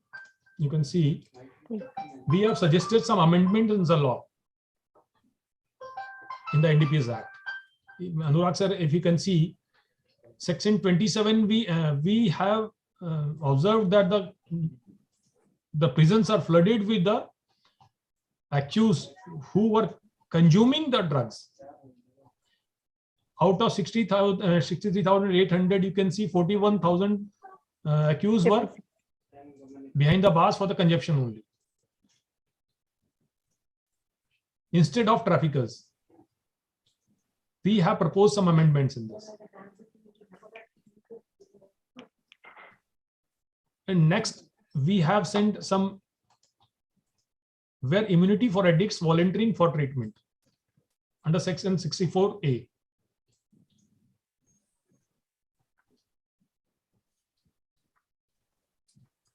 We have sent amendments for section 50 in consequence of Supreme Court judgment in Arif Khan case. See, the seizure must be taken before gazetted officer or magistrate only when the accused wishes to be taken in front of them.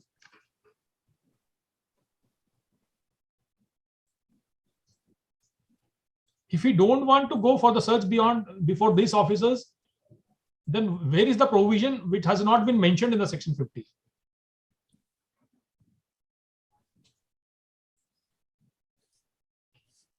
Most of the time cases what I have investigated, most of them are cases that used to say, I don't want to go with search and magistrate on. They deliberately say, no, I don't want to go in the front of magistrate and the gazetted officer. You go ahead with your case. So for this amendment, we have been sent the proposals to the Law Commission.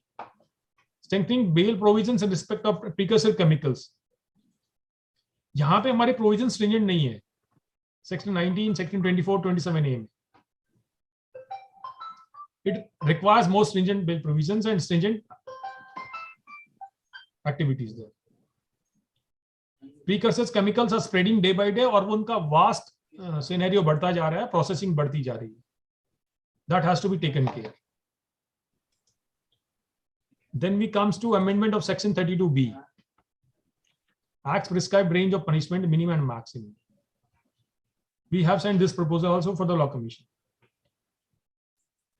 And next comes in case of, you can see where the trafficking is cross border, implication जहां पर है और जहां पे huge quantity involved है, वहां पे हम लोगों ने.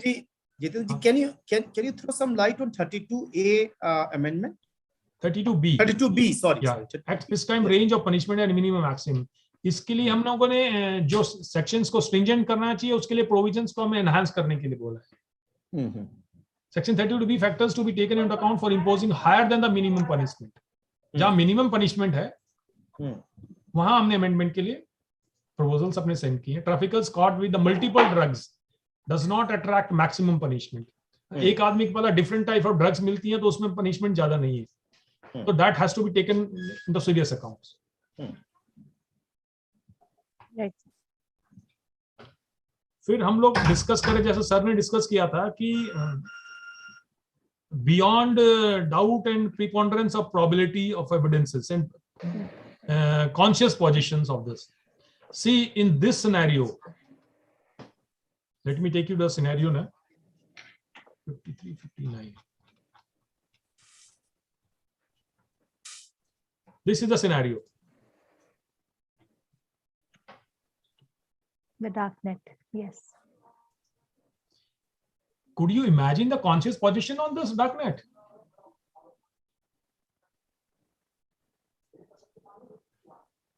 There is no existence for a normal person to even access this net. And see the figure? Surface net, dark net, deep net. Request.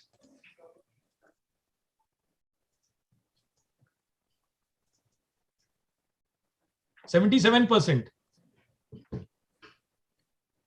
Where is the provisions for this darknet on NDPS Act? And even if good security expert and a cyber expert cannot enter into darknet, how could you imagine a normal police officer having a conscious position of this kind of activities? Prove this. Even when there is no existence of access and ingress and egress on this net. So there lot of changes and amendments are required in the present scenario, specifically when the trafficking is done through the internet and darknets and this kind of surface webs. When the delivery will happen, where the access will be taken, where the payments will be gone. Now comes the payment mode, cryptocurrency. You know existence of the cryptocurrency. Till date, we don't have any regulation also. So if I may interject, there's a question that has been posed by our student. If you want, we can take it later, and if you're comfortable, we can take it up now, because it is relating to the darknet itself, as you're Yeah. comfortable, sir. Yes. Ishita, could you please unmute yourself and ask your question, beta?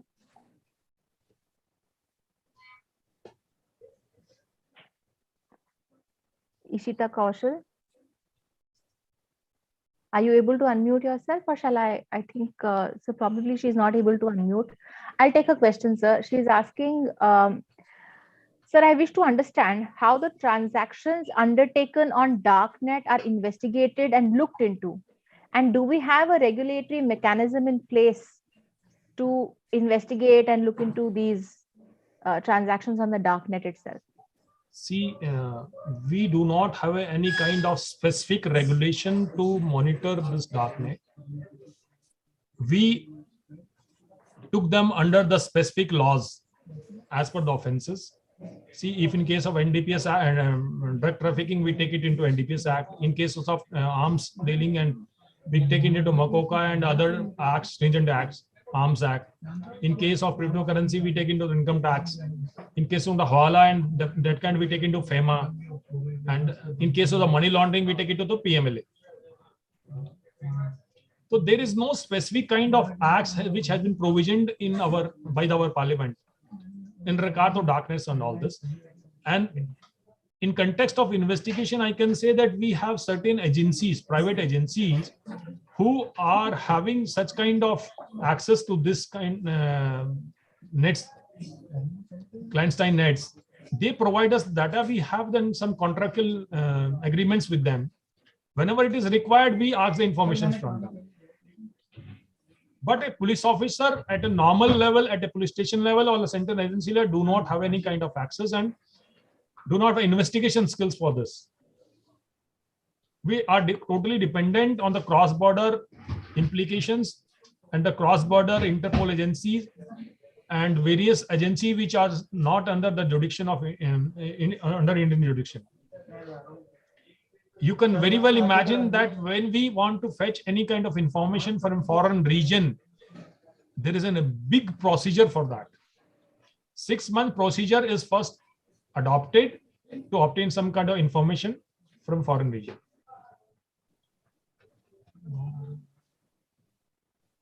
We have some kind of treaty with them before dealing with that countries. And most of the darknet and this kind of webs are being launched in the countries where no one have access. The servers are so deep that you cannot reach even there. We don't have any treaties with them, the countries then. So in this kind of scenario, if we think that we should have conscious position and conscious investigation and conscious strategies, I think so we are lacking somewhere. Indeed, sir. I believe the NDPS Act has set some very lofty provisions, and indeed it becomes a task for the investigative agencies to work in the ambit of those lofty provisions. See, I am also dealing with the social media crimes in I4C. Since last 2 years working in the cyber crime. So you can imagine that every citizen have a access to the social media. Without that, he's totally secluded. और जितने भी servers, social media के servers are that are in foreign countries. The biggest menace is Telegram. You can buy and sell whatever you want in this world on Telegram.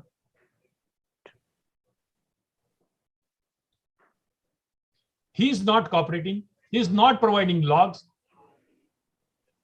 So how the investigation will be completed? Now comes the payment scenario. Now the payment from hard payment, the payment has been switched, mode has been switched over to cryptocurrency. You don't have any access to the cryptocurrency exchanges which are beyond your jurisdiction. You don't have any kind of tools to deal how the transaction has taken place. So another question has come, and I would request Utkarsh Tripathi, our student, to please unmute himself and ask his question.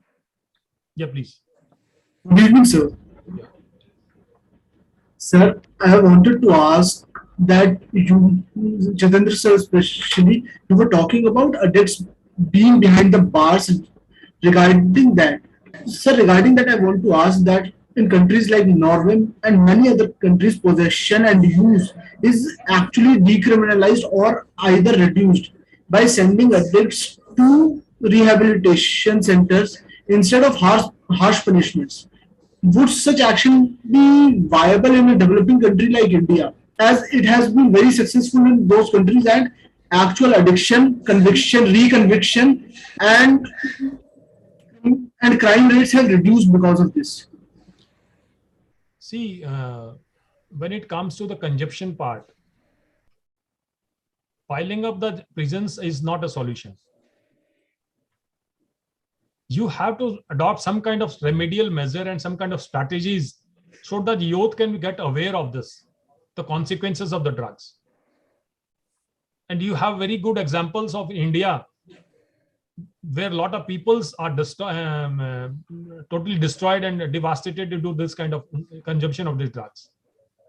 And lots of families in Punjab and been, you can say, you can go and see how they live in such kind of condition they live.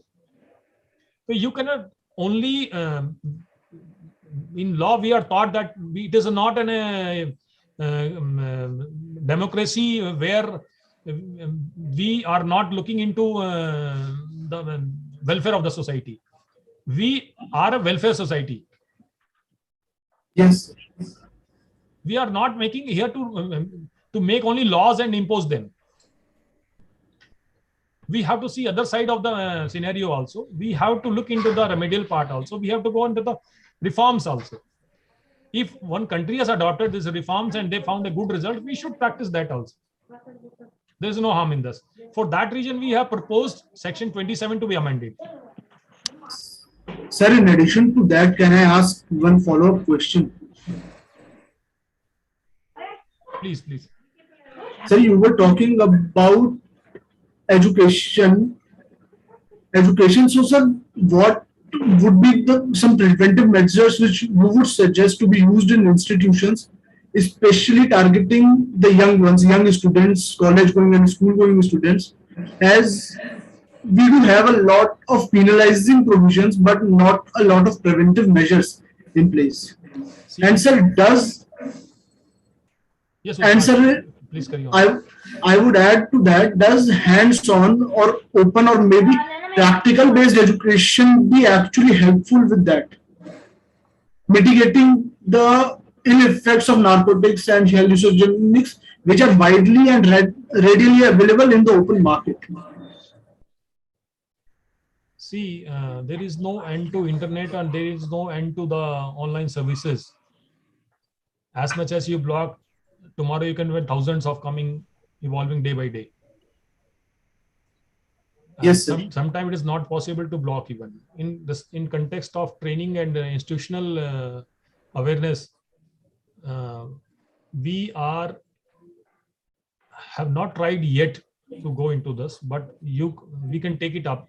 In cybercrime, we have reached to that level. We have asked the institutes and universities to maintain for cybersecurity courses, introduce a lot of courses there. Now we are regularly trying to invoke cybersecurity into since the primary level. The basic sense of using a computer, we are trying to get involved in the studies on the primary level and then advanced courses in the secondary and graduation levels. So you have to build in a country since beginning. If you see drugs as a menace, then you have to take it at the very bottom level then. Since beginning, a child has to be taught this is not the thing which is to be used. This is the consequences of this.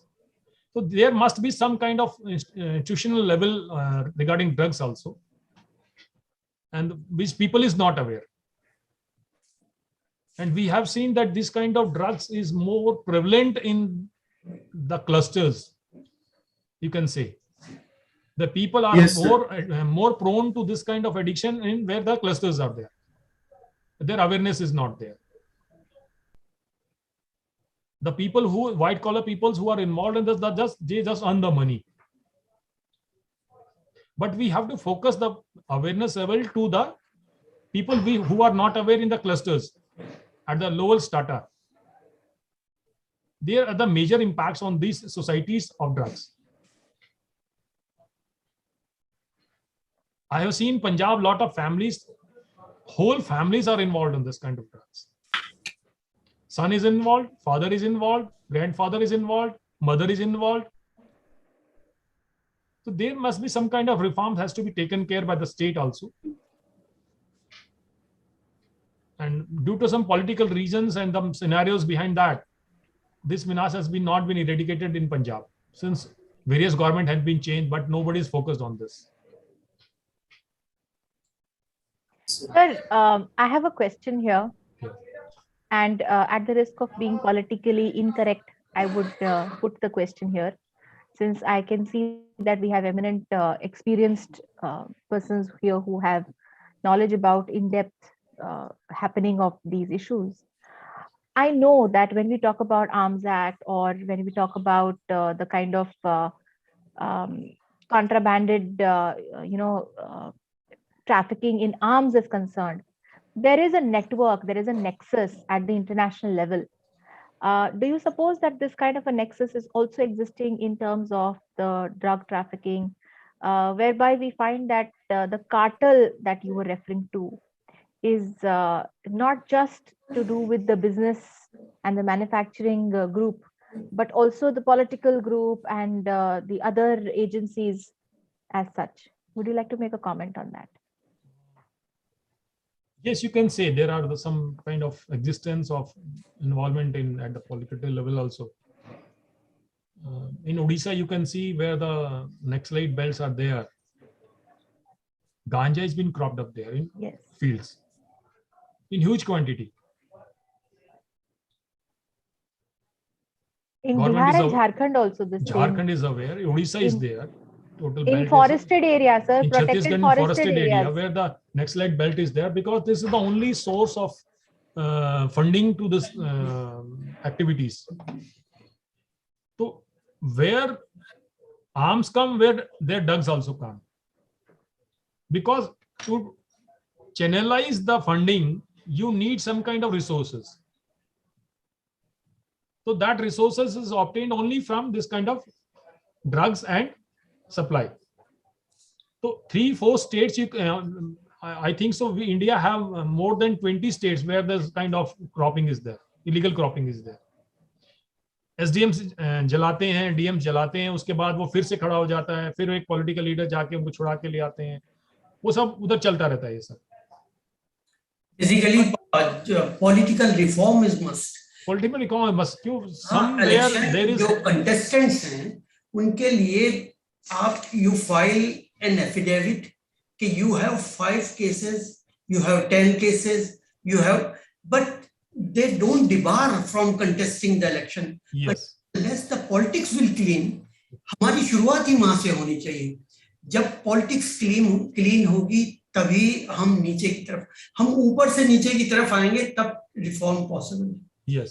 अगर drug peddlers का एक पूरा politicians के साथ hobnobbing होगी, उनके साथ तालमेल होगा, तो we cannot reach to any reform. जैसे अभी सिंह साहब ने कई सारे अमेंडमेंट, बहुत ही वैल्यूएबल अमेंडमेंट्स की बात बताई. सेक्शन 27 की, सेक्शन 27 में अभी भी मीगर पनिशमेंट, लेकिन ये भी है कि उनको अगर रिहेबिलिटेट किया जाए, they drug addicts are just like patients, वो तो एक डिजीज में है. लेकिन जो ड्रग पेडलर्स हैं, जिनकी बात अभी इतना, ये तो वेरी स्कैरी, मैंने ये प्रेजेंटेशन देखा सिंह साहब का, तो थोड़ी मेरी राय चेंज हुई सेक्शन 37 के बारे में, लेकिन फिर भी मैंने शायद शुरुआत गलत की थी क्योंकि ये बहुत सारा डिस्कशन मेरे उस पर हुआ।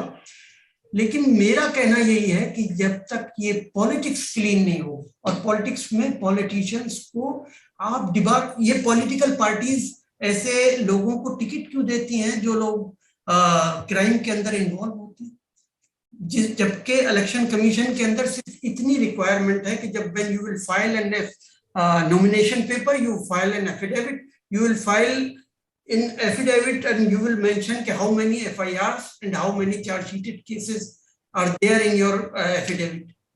लेकिन पब्लिक डॉक्यूमेंट है, आप इसी की वेबसाइट पे जाइए, सबका चिट्ठा खुल जाता है, सारे के सारे पार्लियामेंटेरियन हो जाता है। लेकिन एक आम वोटर को तो पता भी नहीं होता कि उसने क्या एफिडेविट फाइल किया। आप और मैं आज आईटी में बैठे हैं, वर्चुअल मीटिंग हो रही है, मैं खोल के गूगल से कुछ पढ़ सकता हूँ, लेकिन आप रिमोट एरिया के अंदर जाएं जहां पे वो सिर्फ नाम तक नहीं पढ़ सकता, वो सिर्फ सिंबल देखता है कि किस पार्टी का कौन सा सिंबल है और वो उसे वोट दे देता है। बिल्कुल ठीक बात है सर। ये नहीं करते।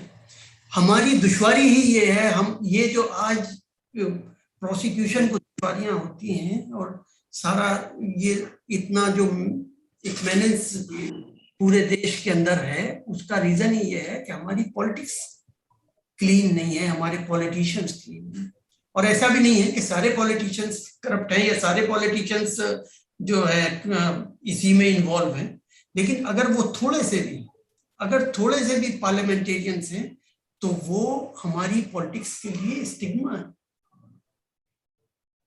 मेरे ख्याल में आज काफी लंबा हो गया, अगर मुझे इजाजत दें तो शीता जी, तो we are just winding sir. मैं एक बार questions ले लेती हूँ। सिंह जी, और if you can spare some few more minutes sir, we'll take some questions from our students very very quickly. मेरे ख्याल में मुझसे तो कोई क्वेश्चन लेगा नहीं क्योंकि जितेंद्र सिंह जी के पास बहुत बड़ा सर मेरे विचार से आप बस 2 मिनट रुकिए, देख लेते हैं क्या पता आपके में जरूर कुछ ना कुछ होगा पूछने के लिए। I request yes sir. I apologize for capturing the entire panel. So I think you made it mesmerizing. You have shared a valuable presentation, no doubt about it. Indeed sir. And I'm it is eye opening. I was so ignorant about it कि क्या क्या चल रहा है behind the scene. हम तो सिर्फ उसी प्रैक्टिकल एक लॉयर की तरह, एक डिफेंस लॉयर की तरह बात करते हैं कि प्रोसिक्यूशन जो केस लाया उसे हमको कैसे डिमोलिश करना है। राइट, इनफैक्ट जैसे अनुराग सर ने भी बोला, दुश्वारी से गुजर रहा है। इट इज इनक्रेडिबल जो जितेंद्र सिंह जी ने आज किया।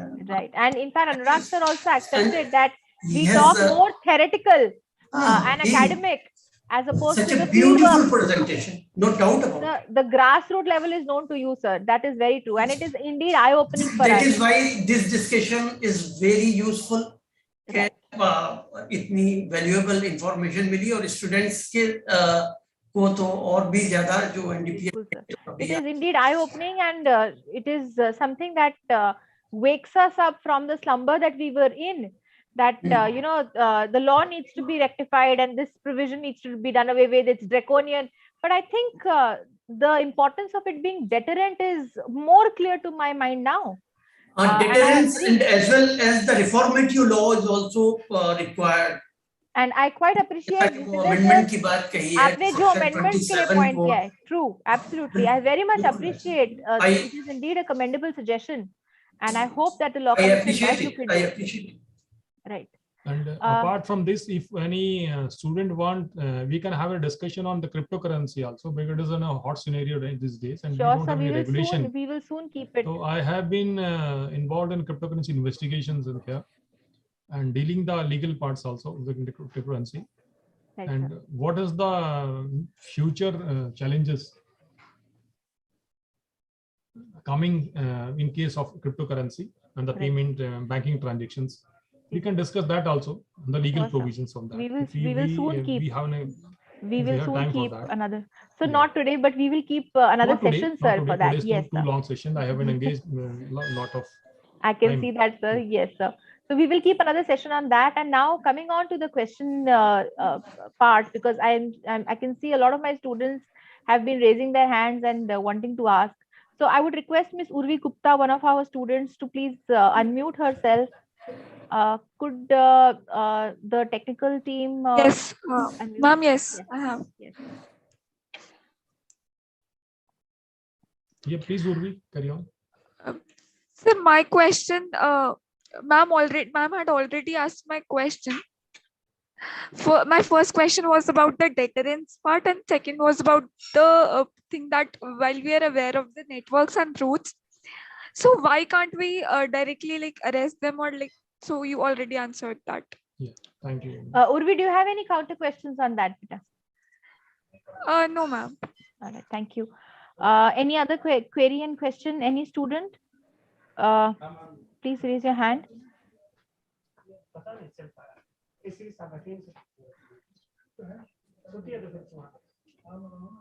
Ma'am, Yes. with due respect, with permission, may I ask a question?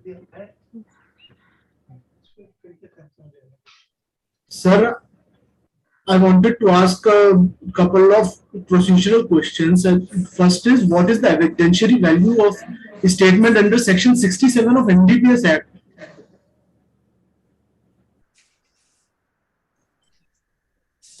In light of Indian Evidence Act 25. Yes, ma'am. In the light of Indian Evidence Act 25, and could it be used as a statement of confession? And does the Evidence Act 25 is still applicable in this ambit? Asad sir, I think so. It will be better reply in this matter scenario. Basically, any confession made before the police officer is not the confession in the eye of law, whether it's a NDPS Act or it's any other act. So evidence act का कोई भी अभी overriding act नहीं है. It is also existing. It is not admissible in the eye of law. If you are making any confession the court before the police officer, it's not the confession. So basically the जितना भी जब when the prosecution file a charge sheet, they always make those an accused has already made. This is the part of. So in that way, this is the confession. वो सारी जो investigation होती है, लेकिन उसे कोर्ट में prosecution has to prove during the trial that this statement what he has made with corroborating the other material is true or it is false. Tushita madam, I have to leave and I have an emergency here. Sure, sir. So Sir, I will request if any questions are there, like post me please, and I will reply for that. Are there any questions for Jitendra sir? You can send me through the email, or I can post. I me on will WhatsApp. email them to you, sir, and I will share the answers with Thanks for my giving an students. opportunity and making a Sir, part of the panel. Thank you so much for being here, sir. It was indeed enlightening for all of us. And I'm sure we will continue to have this association in the future as well, sir. Thank you. Thank you. Thank you. Asad sir, please. I'm listening to your answer, and I'm sure my students still have questions for you. अच्छा ठीक है, मैं easy answer दे देता हूँ students के लिए, क्योंकि दो other panelist they were very learning, but so please, indeed sir, the aspects of the court only you can talk of. The practical aspects of the courtroom only you can talk upon, sir. That is what I am talking. Yes sir, that is completely your forte. Please sir, take the lead, sir. ठीक है, कोई अगर बच्चा कुछ पूछना चाहता है तो ये कहना उसको. Right sir. लेकिन जरूरी नहीं है कि I will give the correct answer. Your teacher is there, your professor is there. आप उसको cross. Would any of the learned faculty members of the law school be interested in asking a question? I call upon any of the learned faculty members if they have any question to ask, sir.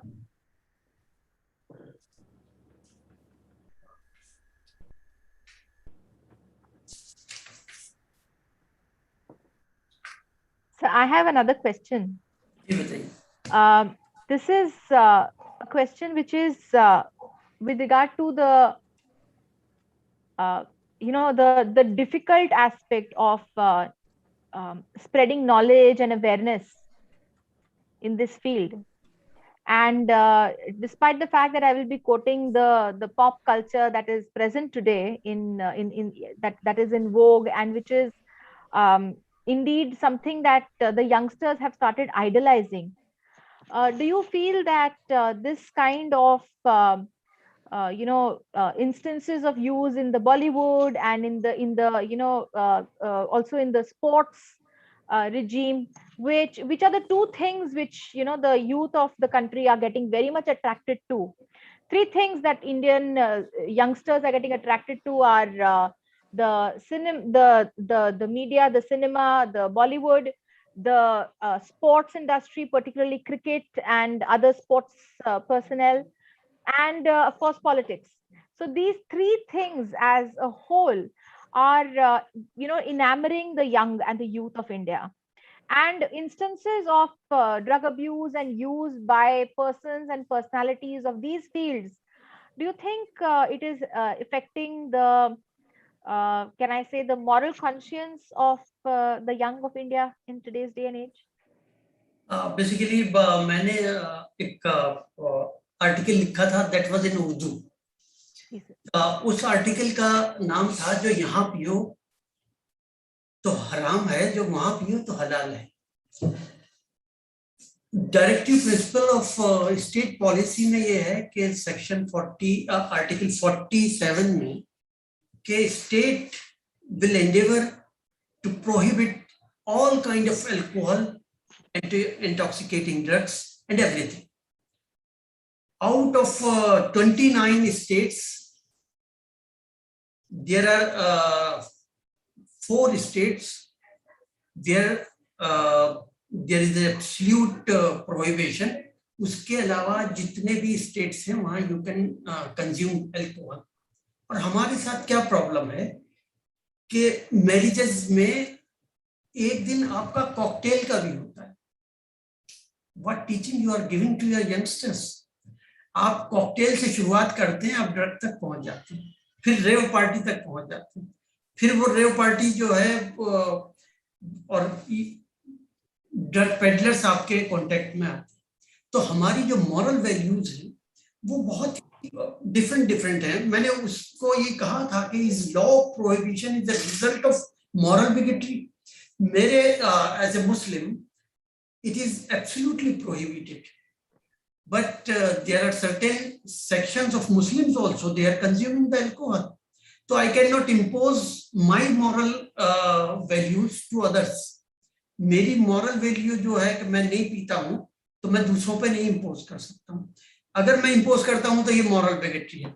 लेकिन इसके वैसे अब जैसे गांधी जी ने एक temperance movement शुरू किया था कि, और एक गांधी जी ने ही नहीं किया था, ये अमेरिका में भी शुरू हुआ था, लेकिन ये फ्लॉप हो गया क्योंकि हमको सबसे ज्यादा रेवेन्यू अगर कहीं से आता है तो वो रेवेन्यू हमको लिकर से आता है। And tobacco also sir, both tobacco and Haryana के अंदर बंसीलाल आए और वो एक कलेक्शन पूरा इसी बात पे जीत गए कि वहां पे प्रोहिबिशन होगा, क्योंकि आफ्टर कंज्यूमिंग अल्कोहल, क्योंकि पेट्रियार्कल सोसाइटी है, जो हस्बैंड है वो अल्कोहल लेगा, फिर आएगा पिटाई करेगा वाइफ की, और फिर उसके बाद दूसरे दिन फिर अल्कोहल लेगा। इस पे तमाम जितनी भी फीमेल्स थी उन्होंने एंड ब्लॉक वोट किया बंसीलाल जी। लेकिन नेक्स्ट इलेक्शन जब आया और वो ये बताना चाहते थे कि मैंने प्रोहिबिशन किया, तो उनका बेटा सुरेंद्र थे, जो now he is no more, both ना बंसीलाल जी हैं ना वो हैं, उन्होंने कहा आप इसका जिक्र मत किया कीजिए, इससे हमें रिवेन्यू लॉस हुआ था और इससे हरियाणा की जो फाइनेंशियल कंडीशन थी वो खराब हो गई थी। तो ये पूरा जो कुछ जुड़ा हुआ है ये हमारे रेवेन्यू से जुड़ा हुआ है। हम पान पराग पे लिख देते हैं कि it is injurious to health, हम सिगरेट पे लिख देते हैं it is injurious to health, हम लिकर पे लिख देते हैं, लेकिन इसका प्रोडक्शन हम बंद नहीं करते। आज जब कोविड हुआ है, सड़क पे हम निकलते हैं तो आप सड़क पे एक तरफ, क्योंकि मैंने इस दौरान देखा कभी निकला, क्योंकि अब ये डर लगने लगा है, तो आप you will see everywhere there is a spit spot. लोगों ने पान पराग थूका हुआ है, लोगों ने पान थूका हुआ है, आप बच बच के उससे निकलते हैं क्योंकि कोविड का डर है।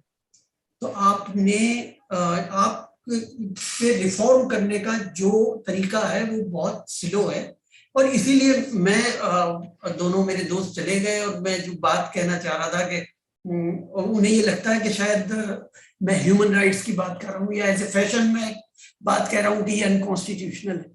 हमने जो कैरेक्टर बिल्डिंग का काम आज नहीं किया है।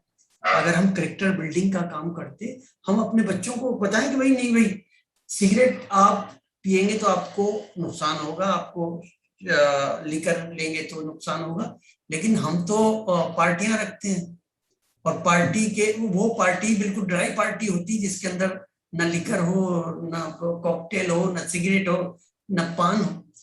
तो ये सारी बात है जो मॉरल बिगेटरी की बात है कि हम प्रवचन कुछ देते हैं और काम कुछ करते हैं।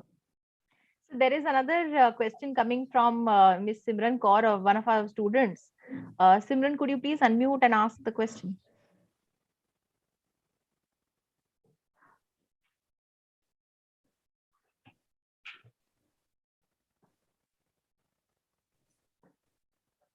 Simran, Shweta, could you please unmute Simran?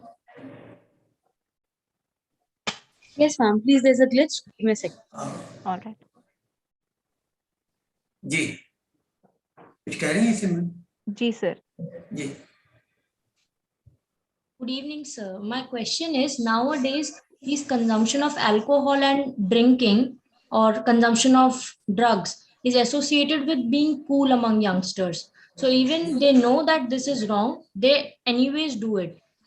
There are some of people I have seen that their families are so strict, but still they do it because it's a peer pressure on them, or they like it.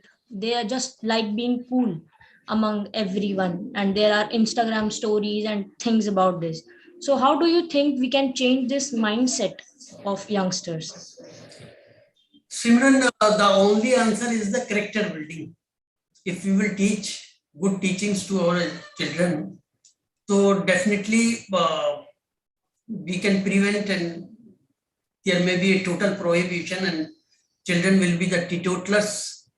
लेकिन परेशानी में अभी यही doctor Tushita जी से कह भी रहा था, जो उससे पहले भी जो लगभग यही था कि हमारे यहाँ मॉरल टीचिंग्स कुछ हैं और प्रैक्टिकल हम कुछ और करते हैं। आप ये देखिए कि दिल्ली NDPS एक्ट की बात करते हैं हम, और आप कभी दिल्ली हाई कोर्ट और सुप्रीम कोर्ट के सामने अगर आप कभी गए हो, तो अभी ILA से थे अभी अनुराग जी, उनके बिल्कुल बराबर में एक छोटा सा खोखा पे आपको जो सिगरेट चाहिए आपको मिल जाएगी। आप हाई कोर्ट के सामने जाइए, उसके गेट के सामने मैं देखता हूँ कि आजकल mostly girls are more fascinated towards cigarette. उसका एक रीजन और है कि अभी तक जो एक सप्रेस्ड एक फीमेल की वो था, तो उसमें उसे कहीं ना कहीं लगता है कि आज मैं आजाद हूं, मैं चाहूं तो सिगरेट भी पी सकती हूँ। तो मैंने बहुत दफा ये देखा है कि सीनियर एडवोकेट से छोटी सी लड़की आई और उसने कहा कि sir have you any lighter, मुझे सिगरेट सिलवानी। तो हमारा ये, मैं इसे कोई बुरा नहीं समझता कि अगर उन सीनियर के पास भी लाइटर निकला है और सिगरेट है, तो उस बच्ची को भी पीने का पूरा राइट है कि वो अपने, और उसे करना ही ये चाहिए कि उसी सीनियर से ले जिसके पास जो सिगरेट पीता है। तो ये सिनारियो चेंज नहीं होने वाला है। हमें धीरे धीरे कैरेक्टर बिल्डिंग का काम हमें करना है। जैसे गांधी जी का टेम्परेंस मूवमेंट था, आजकल कोई चलाने के लिए तैयार नहीं है। सिर्फ ऊपर लॉ बनाने से कुछ नहीं होता। ये आप कितना भी स्ट्रिंजेंट लॉ बना दीजिए, सिर्फ वही लोग जो पकड़े जाएंगे उन्हीं को सजा हो जाएगी। कभी इनोसेंट पकड़े जाएंगे, कभी सचमुच के पकड़े जाएंगे। लेकिन आपको जब तक कैरेक्टर बिल्डिंग, जब तक आप पॉलिटिशियंस को आप पॉलिटिक्स क्लीन नहीं करेंगे, जब तक आप ब्यूरोक्रेट्स को क्लीन नहीं करेंगे। आप देखिए कि यहाँ पे पार्लियामेंट से आधा किलोमीटर दूर प्रेस क्लब है। प्रेस क्लब में आप शाम को चले जाइए, आपको कोई आदमी ऐसा नहीं मिलेगा जिसने ड्रिंक ना किया हो।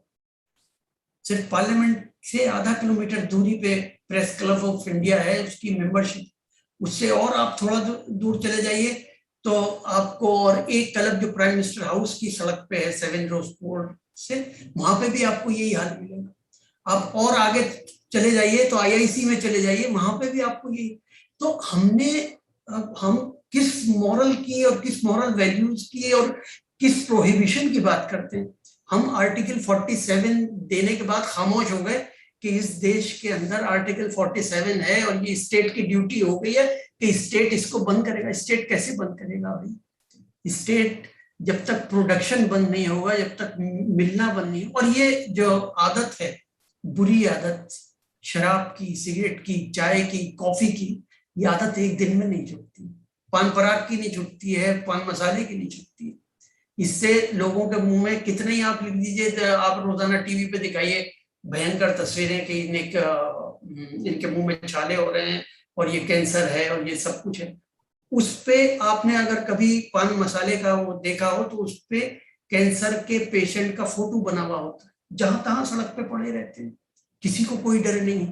तो ना किसी स्ट्रिंजेंट लॉ से है ना किसी, ये धीरे धीरे इसके लिए बहुत सारी एनजीओ हो, हर जगह इसके काम करें, रिहेबिलिटेशन हो। एक आदमी जो एडिक्ट है उसे एनजीओज के लिए मैं आपको एक और यहाँ आपने एनजीओज का नाम लिया, I'd like to mention कि जितने ड्रग एडिक्शन या ड्रग डी एडिक्शन के कैंप्स क्रिएट किए जाते हैं और एनजीओज चलाते हैं ये कैंप्स, आप भी जानते हैं, मैं भी जानती हूँ। I don't know how much my students know about it, but you get what I'm getting at. I'm saying that they are the places where drug addiction is ensured and reinstilled in the persons who have gone there for de-addiction. You can correct me if you think I'm wrong, sir.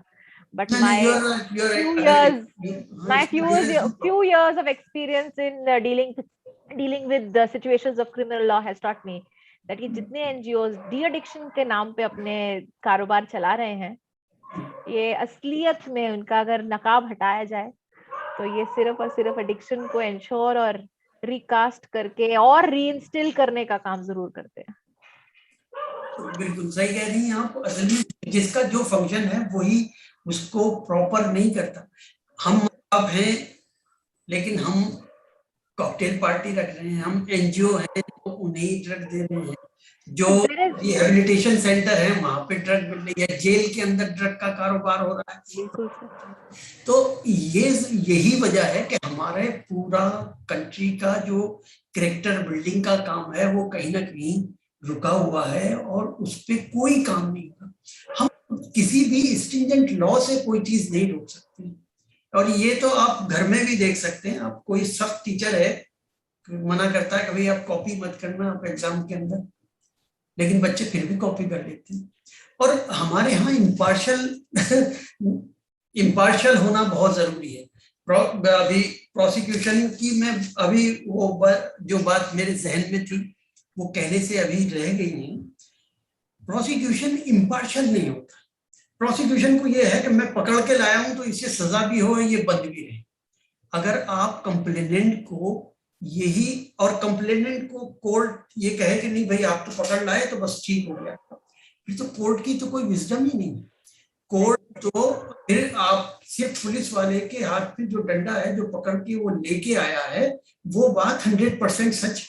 तो ये जो पीएलपीए की बात है या UPA की बात है या मकोका की बात है या टाटा था, इसमें सब में बेल का जो राइट है कोर्ट का वो कर्टेल कर लिया जाता था। फिशाई केस है तो आपको बेल नहीं मिलेगी, तो इसका मतलब कोर्ट की जो विजडम है उसको खत्म कर दिया। तो ये वाला जो लेजिस्लेशन है ये भी पॉलिटिशियंस की वजह है। जब पॉलिटिशियंस किसी ऐसे चीज को लेजिस्लेट करते हैं तो बहुत छोटी सी डिबेट होती है, उसमें आप सोशल साइंटिस्ट को इन्वॉल्व नहीं करते, आप प्रोफेसर्स को नहीं करते, आप ऐसे जैसे सिंह साहब जैसे लोग हैं जो इसको डील करते हैं प्रैक्टिकल लेवल पे, उन्हें नहीं करते।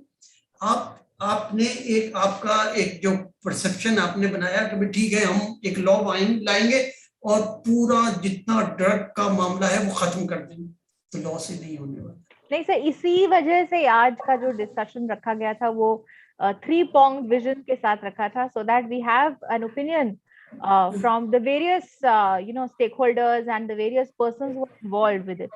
So we had you as the advocate, we had an academician, and of course the executive voice in terms of Shri Jitendra Saab, who is ACP in the Delhi Police.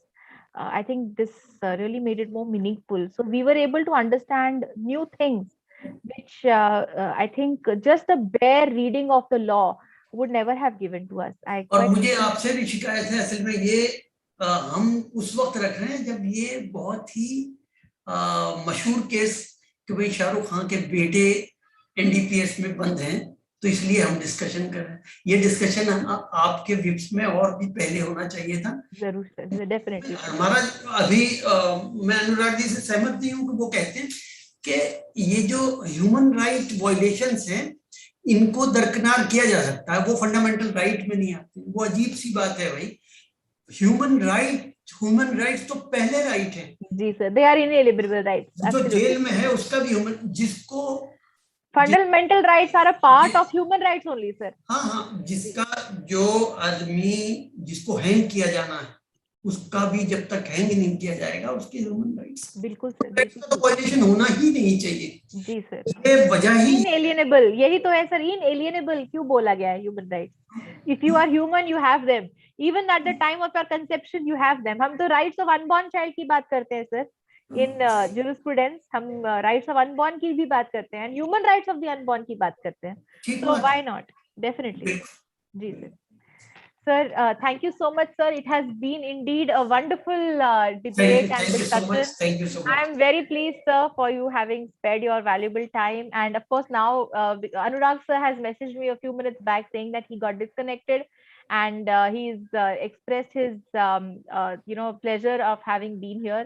So it is my duty as moderator to inform the board today that he has apologized for having been disconnected due to network. And so I'm sure we will continue this relationship between VIPs and yourself. Of course. And we will continue this it's for a perpetual relationship, and yes, whenever you will invite me, definitely I will give you. Sir, I'm so honored to hear this, sir. And on behalf of the entire institute, on behalf of the management, our chairman, Dr. S.C. Watts, vice chairman, Mr. Suneet Watts, our dean, Professor Dr. Rashmi Salpekar, our the chairperson of the School of Law, the Vivekananda School of Law and Legal Studies, as well as the School of English Studies in VIPS, Professor Dr. R. Venkat Rao, and Professor Emeritus VSLLS, Professor TVS Subbarao. I propose the vote of thanks, and indeed we are indebted to the great learning that you brought to our this forum, and the fact that this association will become longer lasting, and we will cherish such moments in future as well, sir. Thank you so much for being a part of this event, sir. Thank you. I'm really grateful to you.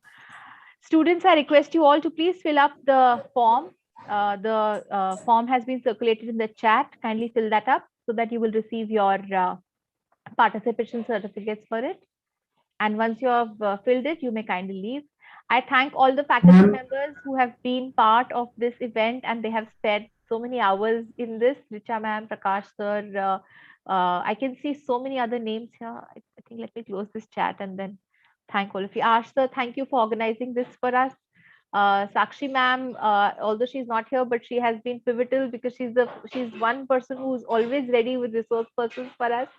So I'm grateful to you, Sushila ma'am, for all your support and your kindness for guiding me all throughout. I thank all the students for making this successful, and I hope we continue to hold such meaningful discussions in the future also, especially on aspects and